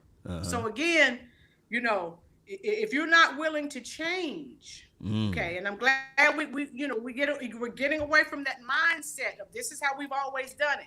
Sweetie, your way's not working, okay? Just like me, with the analogy you gave earlier, me being a teacher. I've been teaching 22 years, Law. I owe the state of North Carolina about 7 more years. Okay, yeah. I can't continue to do the same thing. This past year, when they sent us home due to the pandemic, I had to learn how to do a lot of things. Now, when I started teaching in 96, we didn't have all these, we had computers, but not to the extent that we have them today. So if I'm teaching your child Law, and I'm still teaching the same way that I taught in 1996, your children aren't going to learn an awful lot. Facts. You feel what I'm saying? So I have to adjust my teaching methods so that my students can gather the knowledge. I can facilitate the knowledge that they need. Same thing with the Cowboys, okay? You have to change. And just like a lot of them were saying negative things about Boss Man Fat, having a rap career. News flash. Get them. I'm not going to call any names. As you say, you're not going to denigrate anyone. You have other national football players that play golf or have some other type of hobby. I don't hear them saying anything about that. Get them. So we know what the rap thing is. We already know what that's about. Facts. Okay. Yeah. Even Fish said it on his channel. These, older men, of another race, they feel threatened. They don't like rap music. Well, guess what? The people who you're paying, that's what they like. So you better adjust because that's not changing. Facts. Yeah. Okay. And that's what, obviously I don't like change, but this past year I had to. They sent us home. Right. If I want to continue to work, I don't have a choice. So I like the changes that are being made in Dallas. It's been much needed. And I see nothing but good things. So all these naysayers, I'm like you, let us fly up under the radar. Don't let all these people talk. I don't want our boys to go out there talking and talking to these people who are saying these. Just get out there and play. Yeah, that's all I want. Oh, just get them out there and play. There. Yeah, when you're on top of your game, you don't have to open your mouth. Woo. Your actions speak for you. Okay, that's what I tell my students. That's what I tell them. Actions speak louder than words. The last day of school for us in my school district was Friday. These kids that haven't done anything the entire year, emailing me asking, "What can I do?" There's nothing you can do. Nothing. The grades are in. It's in. Nothing. Right. So I told them you need to change next school year, start over, and you need to make some changes. Nothing I can do for you right now. Don't look for extra work that's good. when the work should be completed. I like what you said, especially, and let me break this down to everyone. What's 2 + 2, Rollin? What's 2 + 2? 4 all day long. If you go to China, what's 2 + 2 there? 4 all day long. If you go to the moon, what's 2 + 2? Right. Same thing. So what I'm trying to tell you go. everybody is that the base will always be the same. Knowledge is still knowledge, whether you learn it at Jackson State, shout out to my alum, or whether you learn it over there in Carolina where you at, or whether you learn it in China. The numbers are still the same. The quality of the base. But how you interpret the law or how you interpret the information that is given to you speaks volumes. Just like 6 - 2, you can get the same number. So what this Cowboys team need to understand is that the base, everybody need to have their butts here in practice. Everybody need to understand and learn their game, and there need to be no politics. Everybody got to get their base together. All of the other new stuff, that can come along the way. It's about the base. But it's about that base. And like you said, and you got that catalyst, that accelerator, that person that can ignite everything, man. If we have those guys like the Donovan Wilson, if Parson can be that guy, as well as we can throw Keanu O'Neal just as the guy that can create that impact play, woo, we gonna be on our way, baby. I don't know if you remember that song. You know I'm older than you. You can call me auntie. I call you nephew. Do you remember auntie. That song? Well, it was out in the 80s. I was in high school. Shackles on my feet. Look it up if you don't know. Called Shackles on my feet. Take the shackles off. Take the shackles off. Change people. Let them, and that's why I'm glad Dan is here. He realizes that. Let them play to their strength. Jalen Smith is going to be better. All these people, get rid of Jalen Smith. He will be fine under Dan Quinn. LEV, if he's healthy, LVE, he will be fine. Coaching matters, sweetie. If you think it don't, just like teaching matters.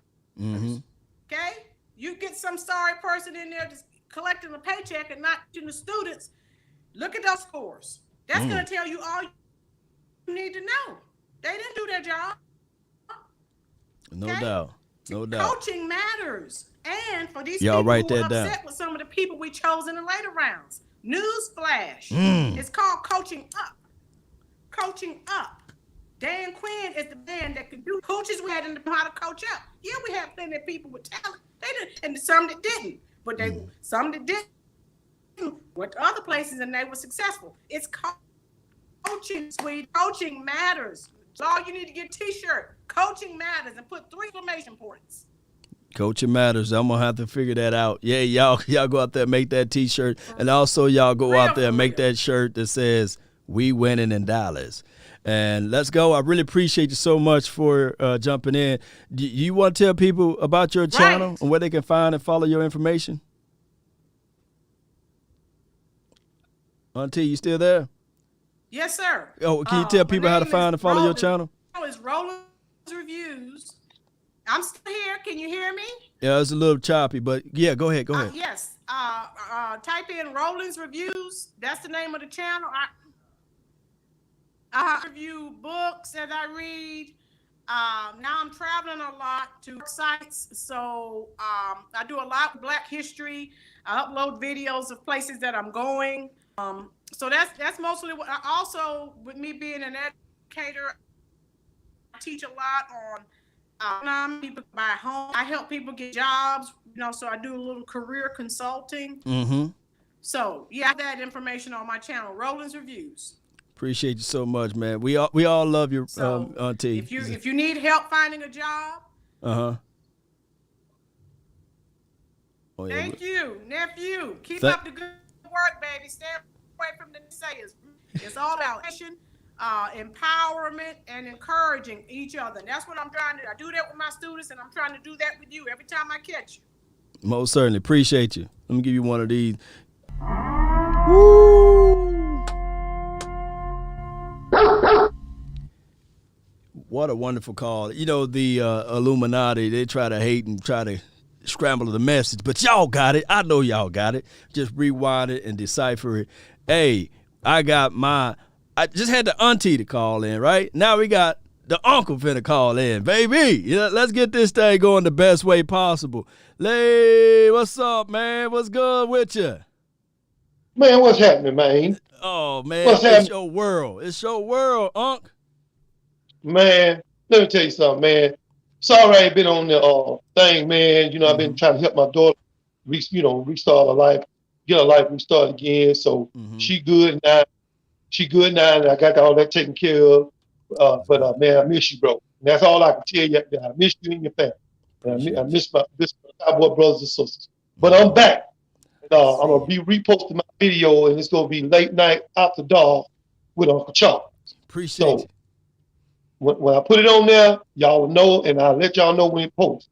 But let me just say this is gonna be a great season.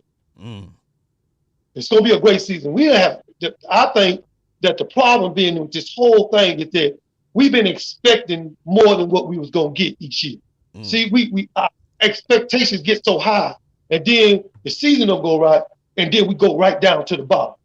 Let me tell you something, man. I told you about the road runner in Coyote, and he chased this ass for 30 years. And then when he finally caught up to him, he found out the road runner was bigger than what he thought. What did he do, Law? I don't know. He smoked like a pound of cool. That's right. He waited for 30 years to get an ass whooping. Who want to wait for something like that? But I'm going to tell you something. We're going to have a brilliant season, Cowboy Nation. It's going to be a good season. And man, I'm not going to be put too much expectation on the Cowboys, because when you do that, it always lets you down. And you don't want to be hurt. So we could just say, look, we're ready. We need to fly below the radar and keep our nose clean and stay out of trouble, stay out of the strip clubs, stay out of that. Right. Sure, stay out of that. And we need to do it. It's like my African friend, eBay. I'm going to say this in close. My African friend, eBay, I was down at the Jet Pet gas station. He come in there with his head down. And I said, man, what's wrong? He said, I got a speeding ticket. I said, for what? The police said I was doing a 60 and a 30. I said, eBay, you got to pay this ticket. You got to pay this ticket. He said, what do I do? I said, you call that number right there. And he said, well, I don't have the money. Well, I'm going to tell you what's going to happen with that. About 4 deep, we're going to pull up. And then they're going to take you to jail, and you ain't going to get out till you pay that ticket, eBay. He said, okay, I'll do what you say, Uncle Charles. I said, all right, but I want to ask you a question, eBay, before I leave. We had a conversation about the country of Kenya and the United States. I want to know one thing from you. How big is them rats over there in Kenya? He said, they are huge. I said, they bigger than them New York rats? He said, yes, they are. I said, well, let me see a picture of them. And man, he showed me something that looked like a horse, but it was a rat, and it had muscles. I said, what the hell are you working out? At Planet Fitness? I'm like, damn, man. But look, man, I leave you with that, with a little bit of comedy, and I love you, bro, and I love the Cowboy Nation, and as soon as my video posts, I'm going to let y'all know. Yes, indeed, Unc. Man, appreciate you, man. We all love you over here. Let me give you one of these dog growls. Appreciate you. Let's go. That's Uncle Charles right there, man. Always delivering not the bad news, not the horrible news, but the great news, man. Oh, my goodness, with the analogies and the forethoughts of, like, what he brings to the table is second to none. There's nobody that got more stories than Uncle Charles about the Dallas Cowboys and about, hey, paying that ticket. You got to pay the price. You did what was bad. Now you got to pay it. Now, some people know some people that can pull tickets. I'm not going to say too many words on that, but you got to pay your way, and that's just how it goes. But appreciate those who are tuning in on that particular thought track of their Q&A. The link is in the description box. If you guys want to be a part of the show, be sure to hit that link and just jump right on in, and we can get this thing rocking and rolling about the Dallas Cowboys and beyond. And let's go, and let's get this thing going. When you see CeeDee Lamb, how big is that progression in a receiver from year 1 to year 2, especially now when you have the OTAs and the mini camps for a guy like that, something he didn't have last year. Yeah, it's huge. I think it's, we all know the player, like we're saying. We all know how talented CD is. He's an awesome player. He's going to be a big-time player for a long time. I think it's just that comfort level of where we are with the offense, what his job responsibilities are within plays, and he's able to just play so much faster. And obviously the versatility we've talked about, him being able to line up in other positions, it's going to help him. It's going to help our offense. That CD Lamb, and we're still listening in to Kellen Moore's interview. It's a little choppy and slow a little bit, but Kellen Moore is doing his best job of answering some of these guys here.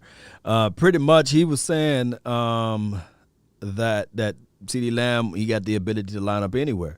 Last year, we didn't get a chance and opportunity to see him line up as much as we want on the outside. Now, he can do it. He was doing it a lot when it was time to do it. Not saying he can't, but he can do it when it's time to do it. Line up on the outside. But they've been lining him up at the slot receiver's position. So what he's saying now is that Kellen Moore is saying that CeeDee Lamb is now bigger, stronger, and he's lining up everywhere. Hey, Kellen, did you have a reaction to winding up on the College Football Hall of Fame ballot, and does it feel like it's been that long since your playing career? Yeah, certainly. Certainly, it feels like it's gone pretty quickly. It's been 10 years or whatever it's been, and so obviously it's gone fast. But yeah, it's a really cool honor, really cool opportunity, and obviously the college experience at Boise for me is really special and is an awesome place. No doubt. They're talking about his name that's on the ballot for College Football Hall of Fame. I think his record is like 51-3 or 50-1 or something like that. He got a crazy good number there in Boise. So he's on a ballot for a Hall of Fame. I paused it right here to look at Dr. JX1555 red zone package. Vasher 6'6", Semi 6'4", Jarwin 6'6", Schultz 6'5" plus Coop, and the red zone. Red zone starts at the 20-yard line. By the way, that don't look bad to me, but I don't know. You got to put Gallup somewhere in there. You got to still keep, of course, Lamb in there. I think that those guys give you a better opportunity. Vasher and Semi.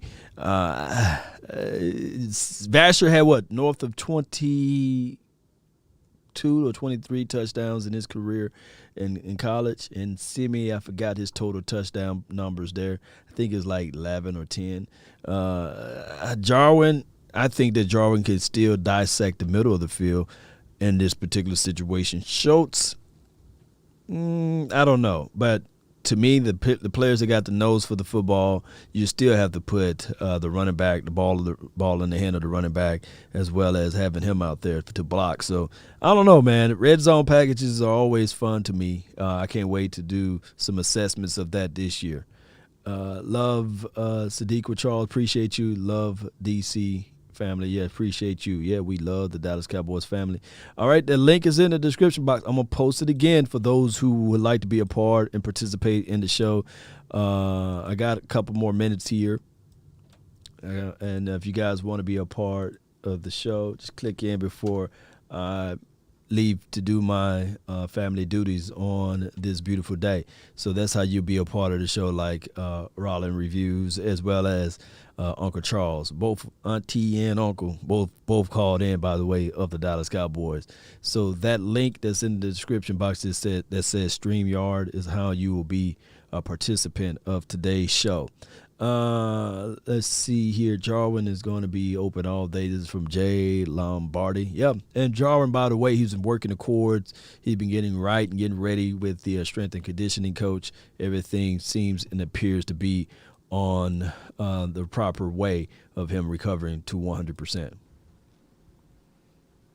John, what kind of influence will Ben McAdoo have? How do you McAdoo-doo-doo. envision leading or getting his help during the course of the year? Yeah, Ben will be awesome. Obviously, he's been around for a long time, been a head coach, been a coordinator, had a lot of success in this league. And so, during the season, those weeks go fast, and there's a lot of stuff going on. And so have a guy like Ben who can potentially be a little bit ahead of the game week in and week out for us offensively. Appreciate you, I think it's going to be a huge Jonas. advantage, and obviously he's also, will be a great sounding board and resource for things we're doing.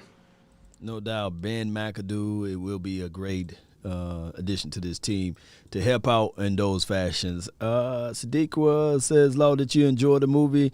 Sadiqua, yeah, I really enjoyed the movie. It was Raya, the Last Dragon, or the First Dragon. No, the Last Dragon. It was on Disney Plus.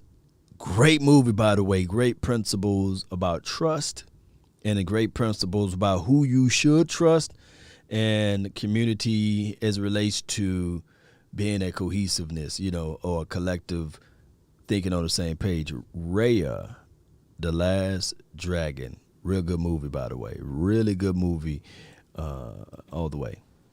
I don't want to spoil it. I'm going to let y'all watch a little bit more of it, and then I'll spoil it for everyone. Now about getting him coached up on what you guys do as opposed to what he and McCarthy did in Green Bay? Yeah, it's probably just it's a language thing. Like anyone who comes in, a player, a coach, everyone's in the same boat. You come to a place, it's just finding the language. Football's football. Half the time it's just connecting this word means this word now, and once you kind of get comfortable with that, everyone kind of starts speaking the same language. Then you're able to really take off from there. Mm-hmm.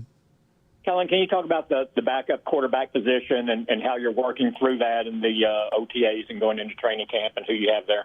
Yeah, good group. Obviously, Garrett, Coop, and Ben, guys who've were all here last year, and so giving them all different opportunities, getting them all in there, getting them all involved. I think it's an awesome process. Just let guys play, let them play. We'll let this thing play itself out, and then we'll see where that takes us. But obviously, we really like all three. They've done a great job for us, and we'll see what happens. What have you seen thus far from Tyler Biadasz here in his second season in the NFL, first full off season? Yep, command and conviction. Being that center, there's a lot of stuff that he communicates to the quarterback, to the offensive line, to everyone. And I think just how fast and crisp and confident he is with that, that's huge this year. Obviously, like CD, it's a second year. It's the first full off season. There's just a confidence level that's coming out of him. I'm out of coffee, by the way.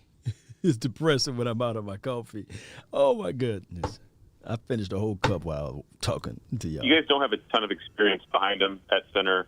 What's your comfort level with that, and how does it look at that center guard rotation spot?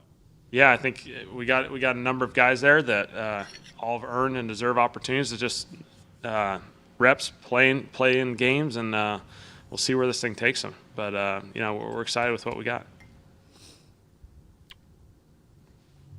They didn't want to really. They didn't really want to talk to the man. It was like, oh well, yeah. What y'all pulled from this interview? I wouldn't even listen to half of it. I'm watching y'all comments, and I'm mad that I'm out of my coffee. Oh, my goodness. No more coffee. All right, so it's 12:22. Today we supposed to be – shout out to everybody anybody that's in Dallas. Y'all can come on down to the owner's box. That's where I'm heading to a little later on today. The owner's box downtown. I heard Jerry got a little piece of that ownership. We're going down there to socialize and mingle with some of my family members there. That's where I'm heading to now, is to the owner's box. And we can wrap it up. Nobody want to jump on in and give me your thoughts on Q&A. The link is in the description box. I get thousands of people, man, throughout the years that, hey, Law, I want to draw on the show. I want to be a part of the show. Well, there's the link, But nevertheless, I know it's the off season. It's Saturday. It's beautiful. It's supposed to rain today, so I need to check and see what type of gear I'm going to wear. And I got a video that I'm going to put out there with me and my brotherins. We going to post that one in a few. Today it's non-Cowboys football talk, by the way, but is a great insight to what my brothers think. And one is a 49er fan, and the other one is the Eagles fan. Oh, I'm sorry. One is a 49er fan, and one is the Eagles fan.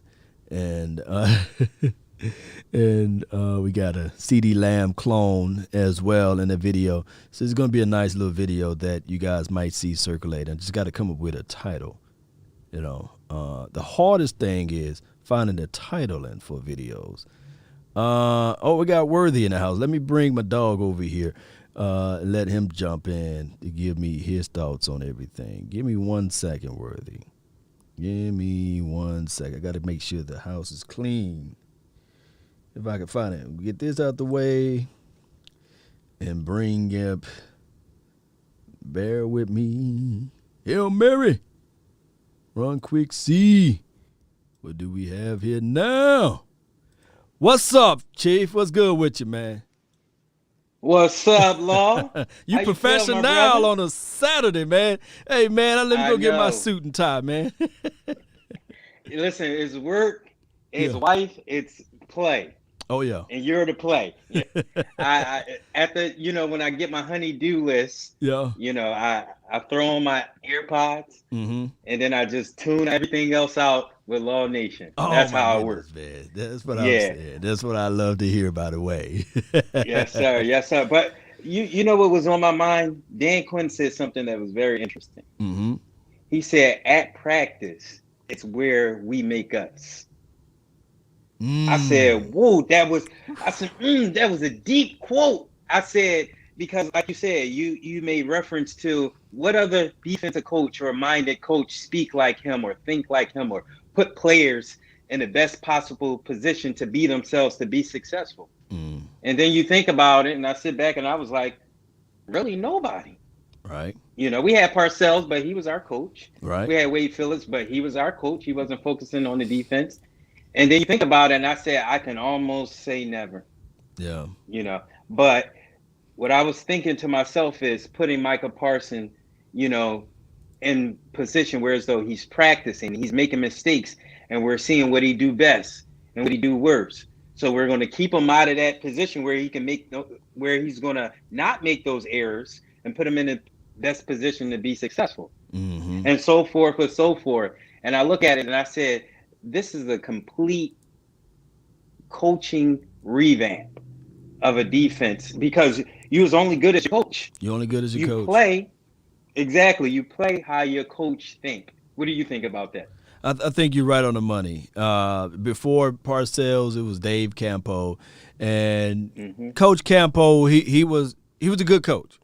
Good coach, but it went back to the philosophy of having too many responsibilities, too many hats on the head for him to do. And by us going through what Dan Quinn is saying, the philosophy of within the philosophy of breaking down and going back to the base, just like what Rollin Reviews was saying, like, hey, you need to have the ability to make the adjustments, but everything is back to the base. You got to get your bases together. What are you great at? What are you good at? What can you do to make the impact? And that is what Dan Quinn is now able to do, is spending that quality QT time with the individual players and making sure that these guys are understanding the base first, and then they can start doing the other nuances, which I believe that, man, this was a great offseason hire. Yeah, that was one of my best acquisitions to this defense was the coach, because it starts at the top. It do. Absolutely. You can get all the players you want.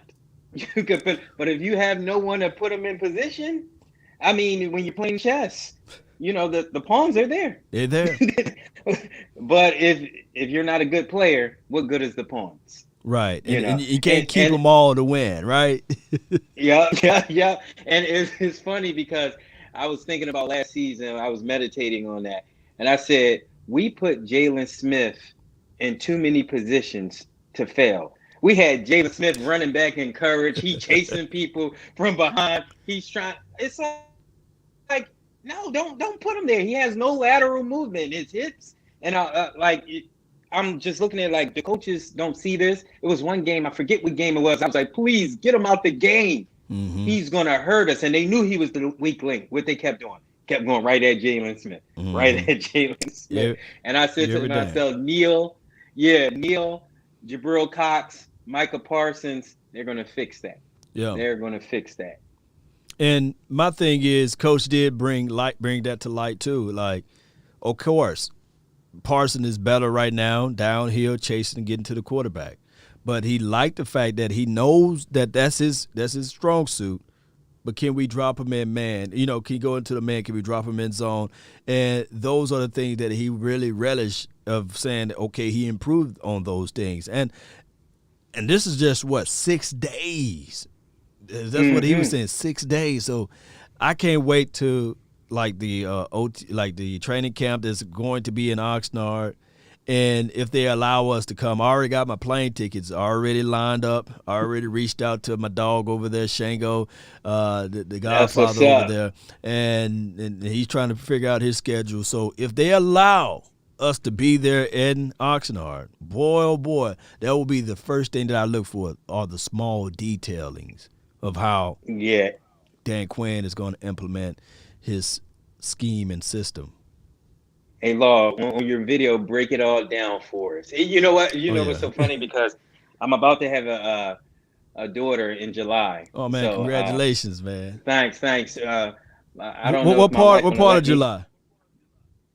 July 20th is her due date. Okay, because my daughter was born last year on June the 25th, so she didn't make it to July, but her birthday is this month, so she turned that big one.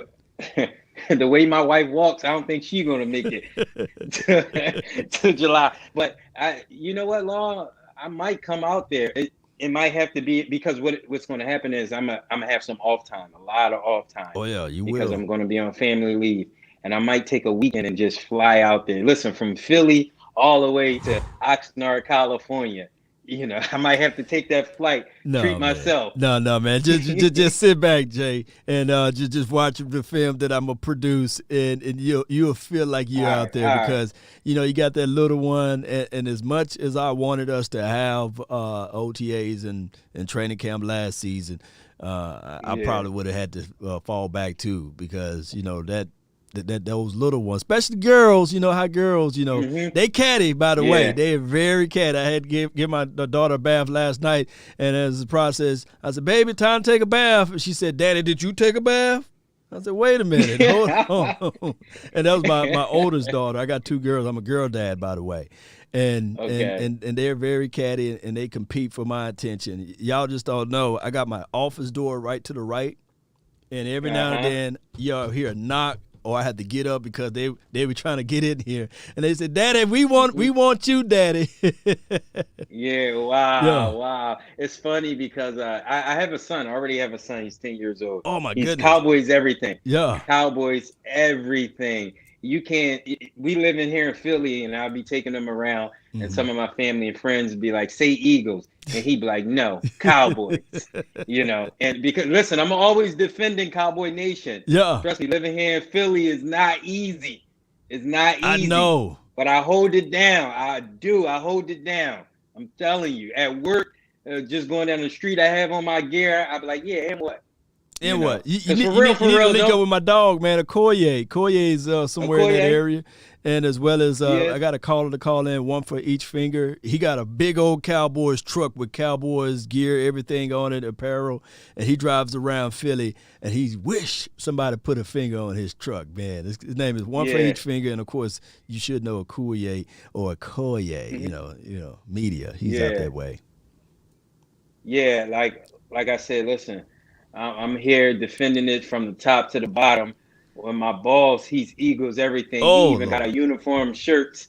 Some of our uniform shirts changed to Eagles colors. He put Eagle green lights in a company right before we walk in the double doors and stuff like that. And he hate to see me come in with Cowboys gear. Oh my gosh! What did they do when they won that Super Bowl? I know it was horrible for you to go into the job and all that. I mean, I'm looking at them. I'm at work. I'm like, y'all not real fans. Because if the Cowboys won the Super Bowl and I lived in Texas, I'll be at that parade. Like, okay, you call them out. Yeah, I'm calling them out. I'm like, this facility should be empty. I always share. Listen, they put grease on the poles because when the Phillies won, I mean, they were climbing poles, they were climbing roofs, they were looting, they were trashing everything. Yeah. And so, but we have a street called Broad Street. You just go straight down, runs through the whole entire Philly. So they took Broad Street all the way down from the stadium all the way up. You know, a lot of people out there. Of course, I had to go the other way because they blocked off my route going back home. So that pissed me off too, on top of it. But they greased the poles. I mean, it was so much cleanup. It didn't make no sense because Philly don't know how to act. You know, this was their first Super Bowl too. Right. Philly don't know how to act. They don't. But to be honest, here at 97.5, the Fanatic, the radio station, they know that they won this Super Bowl by luck. Even they're saying it now. They know At first it. they want to say, oh, Nick Foles is the best thing and stuff like that. Like, come on, everything fell in place for y'all. Every team that y'all played in the playoffs, major player got hurt. One of them major players got hurt. Everything fell in line for y'all. And so, like I said, I defend Cowboys Nation. I don't care, for real. Don't let the shirt and tie fool you. You know, I'm from North Philly, you know, the real Philly. But like I said, it is what it is. You know, I got Cowboy Nation. I'm holding it down with Law Nation. Let it be known. I always inbox all my Philly fans and stuff like that. Law Nation, sending them your YouTube videos. Listen to what he said. This true. Listen to what he said. This true. Listen to what he said. And believe it or not, my father-in-law watches you because he posted something, a picture of what you said, and he showed me, and I was like, "That's my man, Law Nation. I know who that is." Yeah. You know. Hey, I gotta say this though. Shout out to Philly though. I'm not gonna discredit them and say that, you know, they won a Super Bowl. They get a cookie. You know, I don't want the Philly fans to be like, shout out to them. They get the chocolate chip. They get the chocolate chip. For me, they get the chocolate chip, man. But guess what? Guess what else they doing though too? They still looking up. Them neck muscles on their neck is just like stomach muscles because they still looking up. They got to get past the Washington team, and they got to get past the Giants team before they can really talk some noise to us, right? Yep. I be going on 97.5. Be talking trash when it's Cowboys week. They allow Cowboys fans to come on there. I go in there like, I go in there talking trash. They be like, Jay, tell me how you became a Cowboys fan living in Philadelphia. I said, well, my dad raised me a Cowboys fan. Man, your dad. You know, they talk, that's bad parenting. That's bad parenting. I'm like, no, that's not. That's smart parenting. Yeah. I said, because I was cheering when y'all was sobbing. Yeah. You know? Man, it's a good call from you, man. I really appreciate you so much. Thank you so much for jumping in on the channel. Not a problem, man. You keep doing your thing, Law. You know, we respect that. I respect that personally. No, certainly. Appreciate you, man. I'm going to give you one of these right here. This is Sparta! That's my dog right there, man. Yeah. I got another uncle that's in the waiting room, and he's about to deliver the message for everybody out here, man. Now this is a party now, man. So before my uncle get on here, man, let me just get this thing. Come on, y'all hit that like button right quick. Y'all hit that like button because I got to get ready to go in a few. But I got to bring my uncle on. Let's go. Come on. Ain't no party like a Law Nation party. Ain't no party like a cowboy party. Let's ride. Let's go. Let's go. Yeah. What's up? Stelios. What you know? What you got? Now can you hear me? Oh yeah, they can hear you, man. You live like 95. Can you hear? Okay, live like 95 from the womb to the tomb, bro. Yeah. I haven't been listening in lately because I've been pretty busy over here in Arizona. So, but I can do one thing that you can't do. What's that? I can carry you. I mean, I carry you around on the phone, but I go get coffee. Get coffee. I'm out of it, man. You teasing me, man. I get I got my water right don't here. You wish you had some? Don't you wish you had some? Don't rub it in. Hold on, let me give me a sip here. Oh my goodness, you rubbing it in. Don't have me to go leave.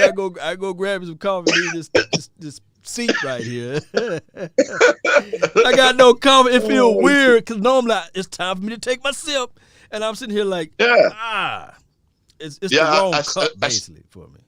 Yeah, I see you got another cup. I was like, that ain't even the right cup. So that's what you get. That's what you get. You're supposed to run out of coffee because you ain't got the right one. Yeah, because the Cowboys cup runneth over, right? You know. Oh yeah. Believe that. Yeah. Like like Uncle Charles was saying, we can't be having our expectations too high. We just got to play this out and see how this season's going to go. So I'm not going to get too stoked up right now till the season starts, till these OTAs go, and then I can drive to Oxnard. You got to fly. I can drive. I'm in Arizona. It's just a state over, so I can drive over there. So you gonna meet me down there then?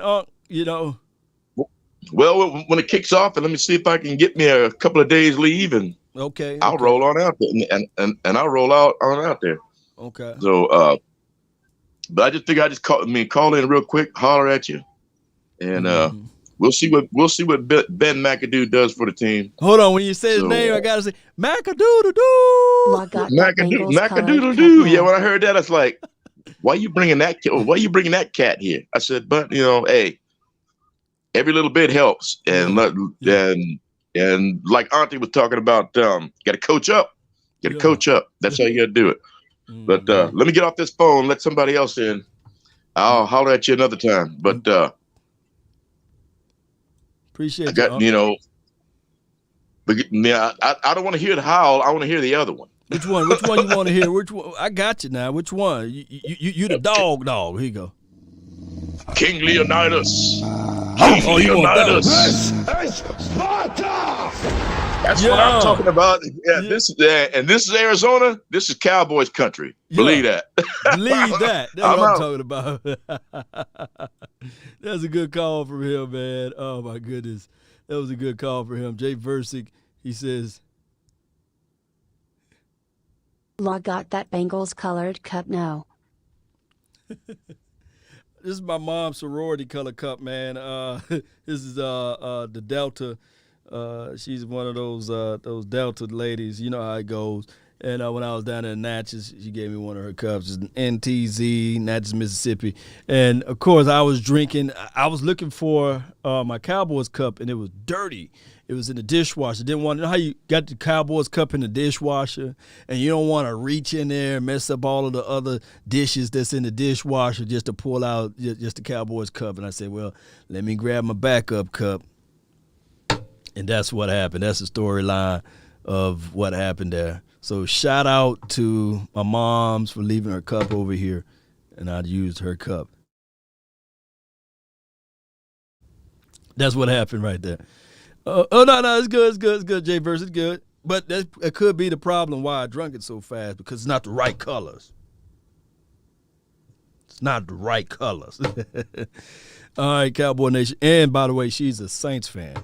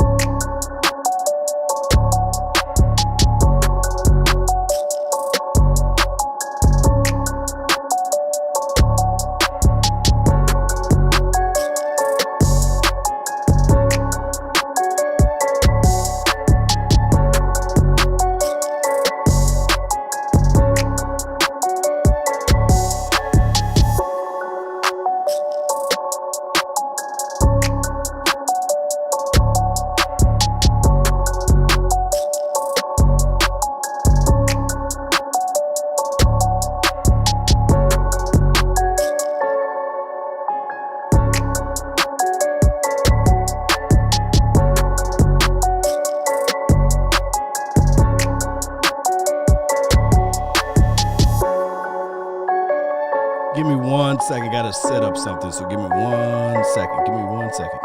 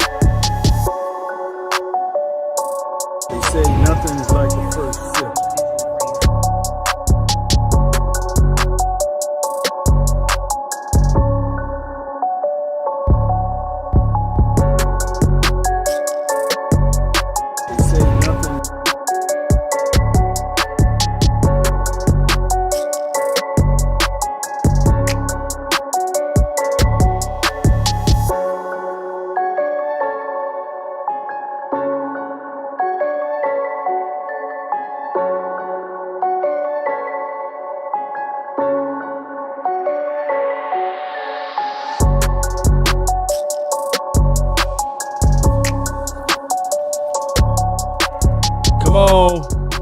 Hit that like button, baby. All right.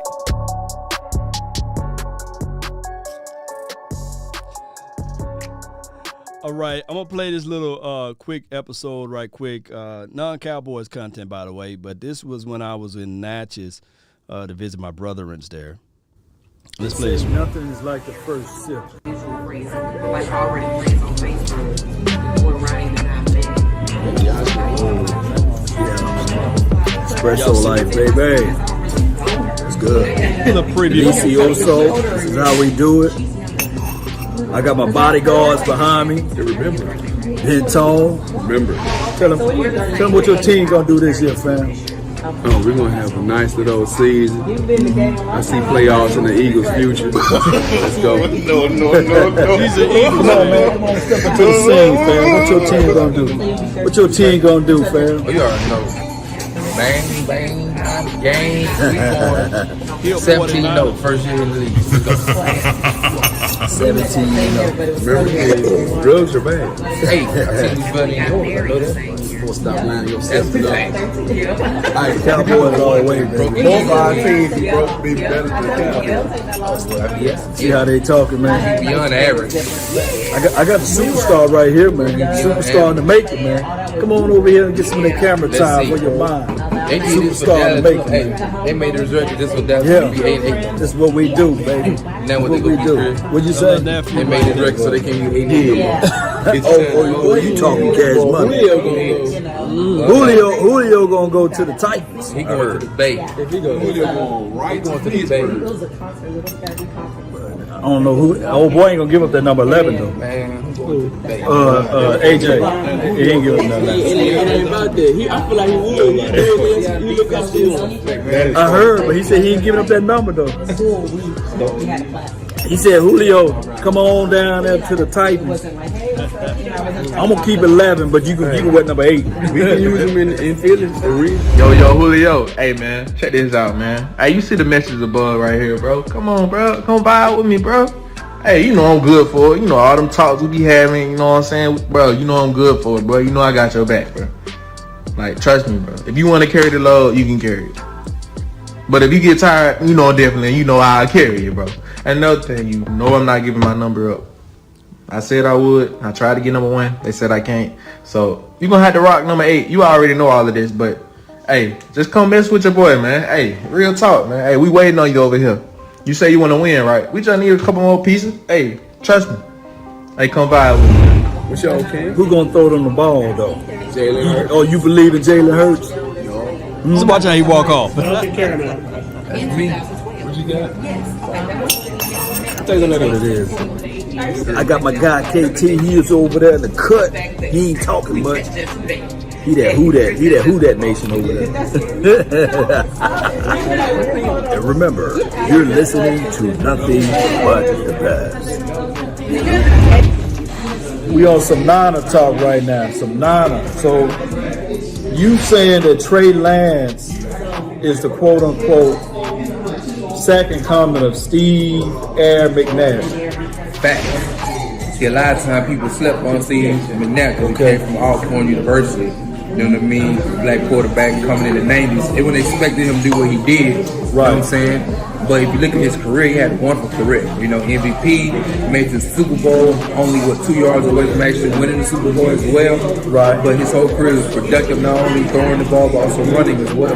But he wasn't a run-first quarterback. He was very proficient in the air as well. And so a lot of people forgot about him, you know, rest in peace. But I think Trey Lance has a lot of his capabilities, you know what I mean, where he can dissect the game. He's smart. He's not a high turnover guy as well. So he's saying that Trey Lance is the next Steve McNair. That's his cup.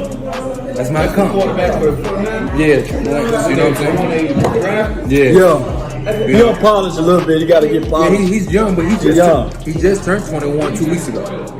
You know what I'm saying? And so you got to realize that he's a extremely smart player. He still got Garoppolo. They still got Garoppolo. You know what I'm saying? You don't start Trey Lance. Let Garoppolo play himself out of the position. Give that boy a chance to learn.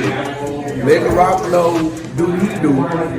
Hopefully he have a bounce back season. You know what I'm saying? If he can stay healthy, then we can talk about the 49ers. What you got one, man? I like the damn coming. Ain't no one you make that up. I'm telling you. I mean, Trey cool.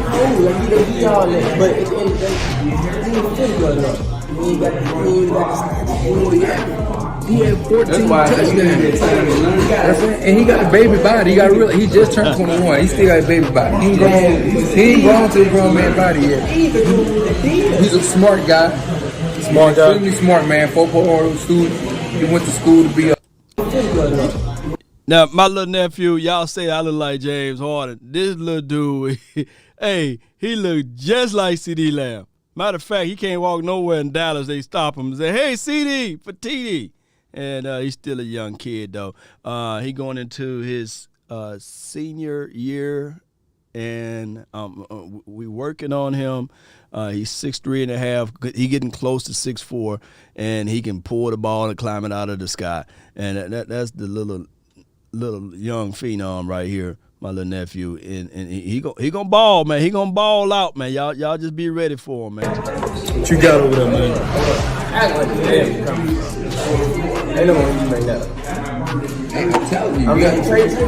Like, he all that. But at the end of the day, he ain't fit good enough. He ain't got the stats. He had 14 touchdowns. And he got a baby body. He just turned 21. He still got a baby body. He ain't grown to a grown man body yet. He's a smart guy. Extremely smart man. 4.0 student. He went to school to be a business and communication specialist. So he's very cerebral. You know what I mean? Ever since he was a young boy, his mama and dad used to print out worksheets and stuff like that. Ever since he was in 7th grade, itineraries and things of that nature. So, like, when it comes to comprehensions and spreadsheets and things of that nature, man, that's just his natural capabilities because that's how he was brought up. You know, he's very fluent when it comes to, like, the X's and O's of the game. And so I think, creative offense like the 49ers do run, you got to realize everybody was preparing for Jimmy Garoppolo one way, and that's passing. But now when you get to add in what you're looking, you're going to do. Yeah, we gonna finish this up later on, but we'll figure it out. Let's go one way or another. One way or another. Yeah, remember.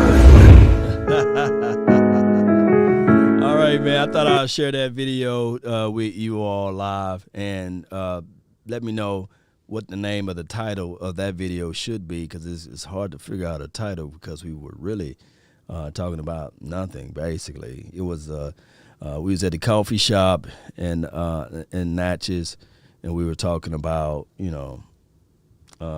A.J. Brown and Julio news that hit that day, and then we was talking about, of course, they were talking about their teams, the Eagles and the 49ers, and what they're going to do this year.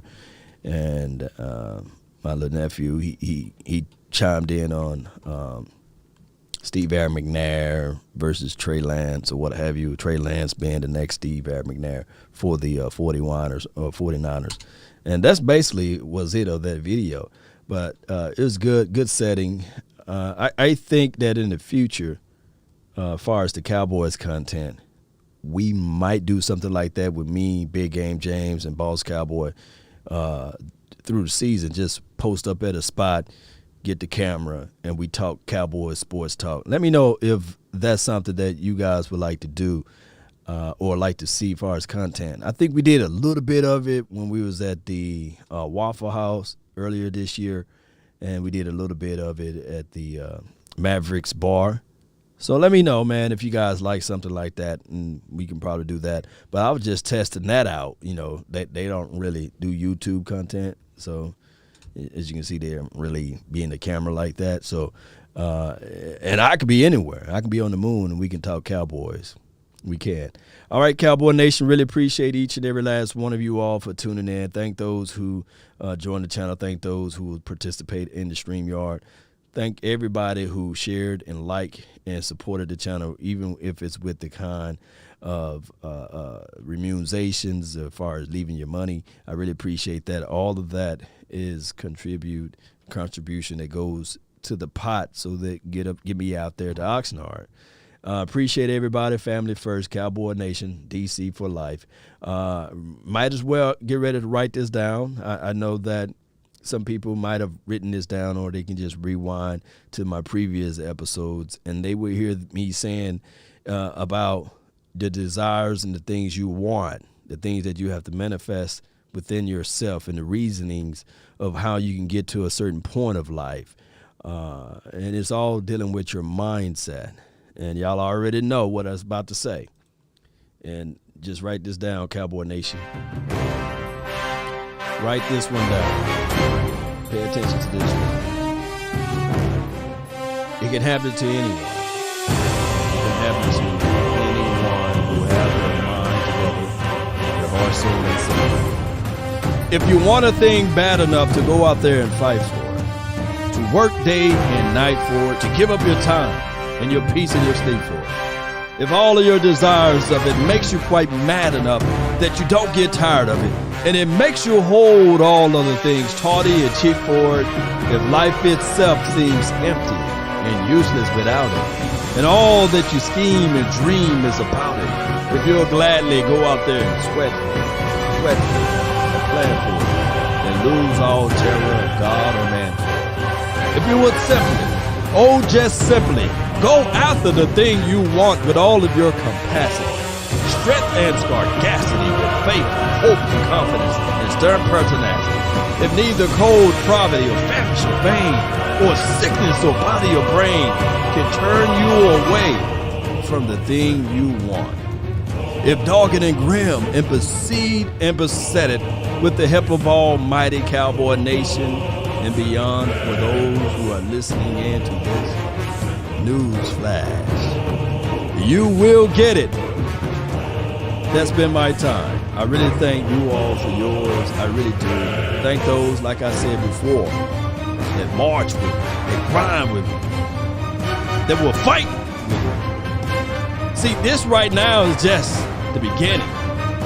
Because when the season really kick off, those who wrestle with me all through this offseason will be able to have a different vibe, a different identity. Because they said, man, all offseason I roll with the nation. I'm still rocking with the nation. And now we got another trophy behind us. And we working on our Sabbath. Huh? Thou shalt decree a thing, and it shall be established. Huh? So let's continue to grind, Cowboy Nation. That's been my time. I really thank you all for yours.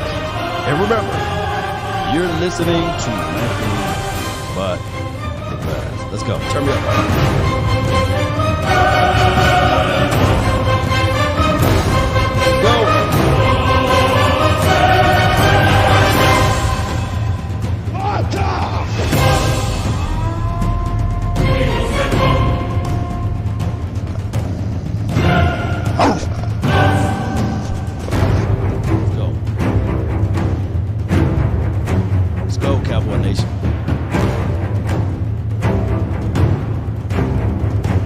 They say if you fall, still fighting. Right? And if you fall, try to land on your back, because if you can look up, you can get up, Cowboy Nation. Yeah, let's go. Let's grind, baby. Yo. Y'all know how this thing goes, Cowboy Nation. Nowadays, nothing really excites me. Only one of me and nobody's like me. Phone ringing and I tell her I got wifey on bling and she T-Dubs, shout out to you, fam. Asmodeus, BD Gray, Jay Worthy. Yeah. Thank you. Lake 455. Shout out to everybody, baby. I'm just warming up, wait till I Come on. old producers saw the numbers one. Different Saw the colors in number my one. baggy light. Chalk it up. Talk of the time when you're talking up. Wanna get you a ring and you talking Shout out to you, up. Wanna get Jerry new things when your pockets Pollard. go. Run Appreciate it up. you. I used to be quiet and Elmatic. move up and move from the class. They hating love the it. jealousy. My mama telling me count up your blessings and run it up. Come on. Nowadays nothing really excites me. Rollin Only one of me and Reviews. nobody's like me. Be Phone sure to ringing follow and I her. tell 'em it's I Let's got go. wifey on bling and she freeze. Jason Kojak. Appreciate you. Please, no photos. I keep Come on. giving game away. Law. I put game on layaway. Nation. I got paid to Trail play. Stoker. I get Appreciate paid you. to stay away. I get paid Ryan on rainy Kurt. days. Appreciate I you. might make it rain today. I got paid on I got pain you. today. Thought it'd take the pain away. In my own lane, finger roll. I would never sell my only soul. go. Heard your whole team was for sale. Heard Jake us on the market Bursick. for the low. Who the realest, we might never know. All this go. acting, you gon' play a role. Give you the world when they sign you up. Try you out What when we they tell line 'em? you up. Oh. Now you're looking hungry, ribs are Come on. touching, need some food. Now you're all on live, Let's acting go. surprised, but you was fooled. Boy, get out the way, it's been a day, now you're old news. Now you got the pen and pad, you're trying to Beasley, take my what's good, moves. fam? Nowadays, nothing really excites me. Only one of me and nobody's like me. Phone ringing and I tell him it's I got wifey on bling and she freeze. Photo, please, no photos. G's, no, please, no photos. Nowadays, nothing really excites me. Only one of me and nobody's like me. Phone ringing and I tell him it's I got wifey on bling and she freeze. Photo, please, no photos. Ready Red. I see you, fam. Please, no photos. I ran up a check, I might do it again. Enemies close, had me thinking they're friends. 10 toes down, I'll be free until the end. Crib outside the city, I don't feel safe in my hands. Took so many years, I'm just waiting for the wins. I'm in debt to no one but the one who took my sins. I do it for real, there's no reason to pretend. If I do it once, I do it again. He needs some milk. Bankroll, euro, peso, add it up. Let's go. I'm just doing me, everything is on me. Oh, you matter what? Add it up. Bankroll, euro, peso, add it up. I'm just doing me, everything is on me. Oh, you matter what? Add it up. Told her if it's all me, everything is on me. Gon' back it up. Matter what? Told ya I'ma do me. Why you hating on me? It's not adding up. I do roll like a Mack truck. Country heart, I'ma cop a farm and go act. Shout out to you, Gerald. Let's go. See y'all out there in Oxnard. I don't rap much. I just take the money and go stack up. Only buying car cards to get tatted up. All that other bull, it don't matter much. You only climb me, I put the ladders up. No fault. I done doubled up on the workload. I think I fell in love with the bankroll. Yeah. Pray up, get money, then we lay low. Yeah. Add it up. Shout out to the Nick. Euro, peso, add it up. Come on. I'm just doing me, everything is on me. Oh, you matter what? Add it up. Bankroll. Shout out to you, Leron. Add it up. I'm just doing me, everything is on me. Oh, you matter what? Come on, Savage. Appreciate you, fam. Me, everything is on me. Gon' back it up. Nah, BD Gray. I got his permission. He's part of the nation, baby. Let's go.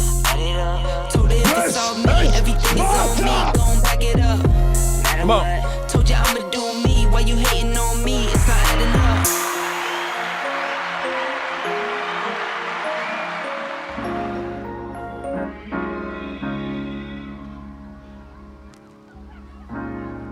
You have to be your biggest fan.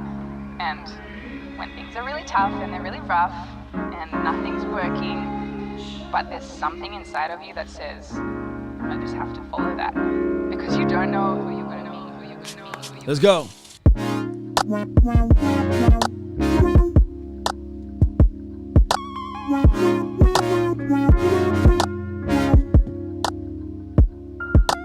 Peace out, Iceberg Q. We out. Appreciate you guys for jumping in and being part of the nation.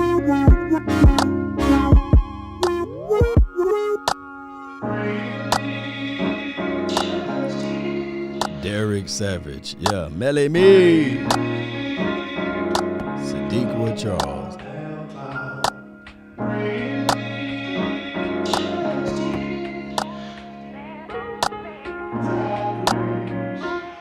Because you don't know who you're gonna meet.